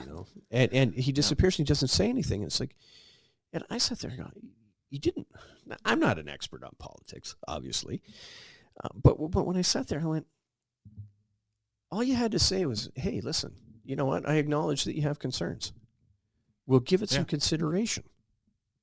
Thank you very much for coming. Yeah. And just give us some time to work on this. But what does he do? Nothing. And he leaves it up to the poor chief of Ottawa Police at the time, who's like, no one's telling me what to do. What do they want? Yeah. So I kind of sit back and I go, oh, dude, you got screwed. But then here's the other funny thing. So I'll take this a little step further. So I'll walk away from that protest for a second. Recently in BC, I'm sure you guys heard of the Sikh that was murdered. And the Prime Minister immediately got out and started calling that it was a murder by the Indian government. Yeah. Oh, yeah. Within 3 days of it occurring. I look at it from the point of view of the poor homicide detective who caught that case, who's still working the case looking for the suspect. Right. And the Prime Minister is up screaming from the rafters about the Indians murdered this guy. And I'll bet you that guy is sitting there going, I will never get a conviction when I find this guy. I hope he's Indian. Yeah. Yeah. And so what you've done is you just tainted and obstructed an investigation. Mm-hmm. And I really look at that and I go, my God, why didn't you use your head? Mr. Trudeau, please use your head. And then I also look at the poor detective like, justice will not be served. Yeah. No. you know, and why would you ever make the comment? It's one of those things of you know, the classic thing is and I even when I give, you know, interviews like this, I always look at, you never have to retract the statement that you didn't make. Oh, exactly. Yeah. Right. So don't say things that you didn't mean. Yeah. Don't say things that you shouldn't say. Right. And don't say things that you can't defend or that aren't the truth.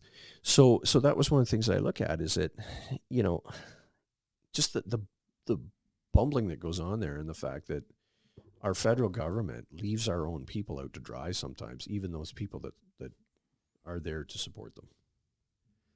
Now, here's the other scary part, though, is that the federal government is so entrenched with liberals that have been hired as bureaucrats that you can't remove.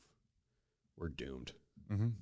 Well, and that's kind of what I was alluding to earlier when I was saying, you know, people get in there with the best of intentions, but you got this entrenched bureaucracy, and I think it's kind of like, it's dangerous, man. Yeah, I don't know if bureaucracy can have morality. It's kind of just a big nebulous thing run by its own interest eventually, right? Yeah. Agreed. I mean, what's funny is that I've got a ton of friends that work in the federal government in Ottawa, and you know, some are liberals. That's their politics. They don't shove it down your throat or anything like that. They're very much like you said, Dave. They're very good people. They're well intentioned, and I really like them a lot. Yep. You know, and so I look at it and I go, "Are you the face of the government? No, you're the face of the administration, the government." And at the end of the day, you're not making huge policy decisions. Maybe you are, but even then, they're not making, you know, goofy, dastardly policy decisions. What I've seen and what I've learned since getting into my position here, everyone that I've met in decision-making positions in government, like in you know, the RCMP or CBSA or whatever, everyone that I've met that makes decisions about uniforms and equipment, things like that, truly does have the best intentions of people that work there in mind. Yeah. And they're very open-minded and very willing to research to get the best item. And they're also willing to come back to you and say, I'm going to buy 20,000 of these. Go make it. You know, and some OEMs, there's times where I sat back and went, why would I do that? Because I'm going to sell 20,000. Think about it, 20,000 times 100, right? There you go. You know, so that's one of the things that I've learned. And many of these people are really good people and really care about their jobs. And that's one of the things that I've found is and also highly intelligent. Sometimes they might not know things, but they're not afraid to ask either. Yeah. You know, and I've had that with corrections as well, where they've called me up and go, we got a question. And they'll ask a question. I go, man, that's a really good question. Yeah. How else do you know? You know? Yeah. So what I'll do is I'll go, man, I'm going to phone an expert for you. And I did that with something we worked on a while ago where I was calling all over the world trying to get information for Corrections Canada. And they trusted me enough to say, hey, can you help us out? And so I started making these calls, and it was so educational for me too. And I met some really cool people that way. And so that's one of the things, that whole networking thing. But to get back to the whole thing is, the scary thing is that, you know, I think we're very different than the U.S., although I'm a little scared with sometimes the how the RCMP is sometimes used by the government. And I think they're not happy with it either. But you got to follow orders, right?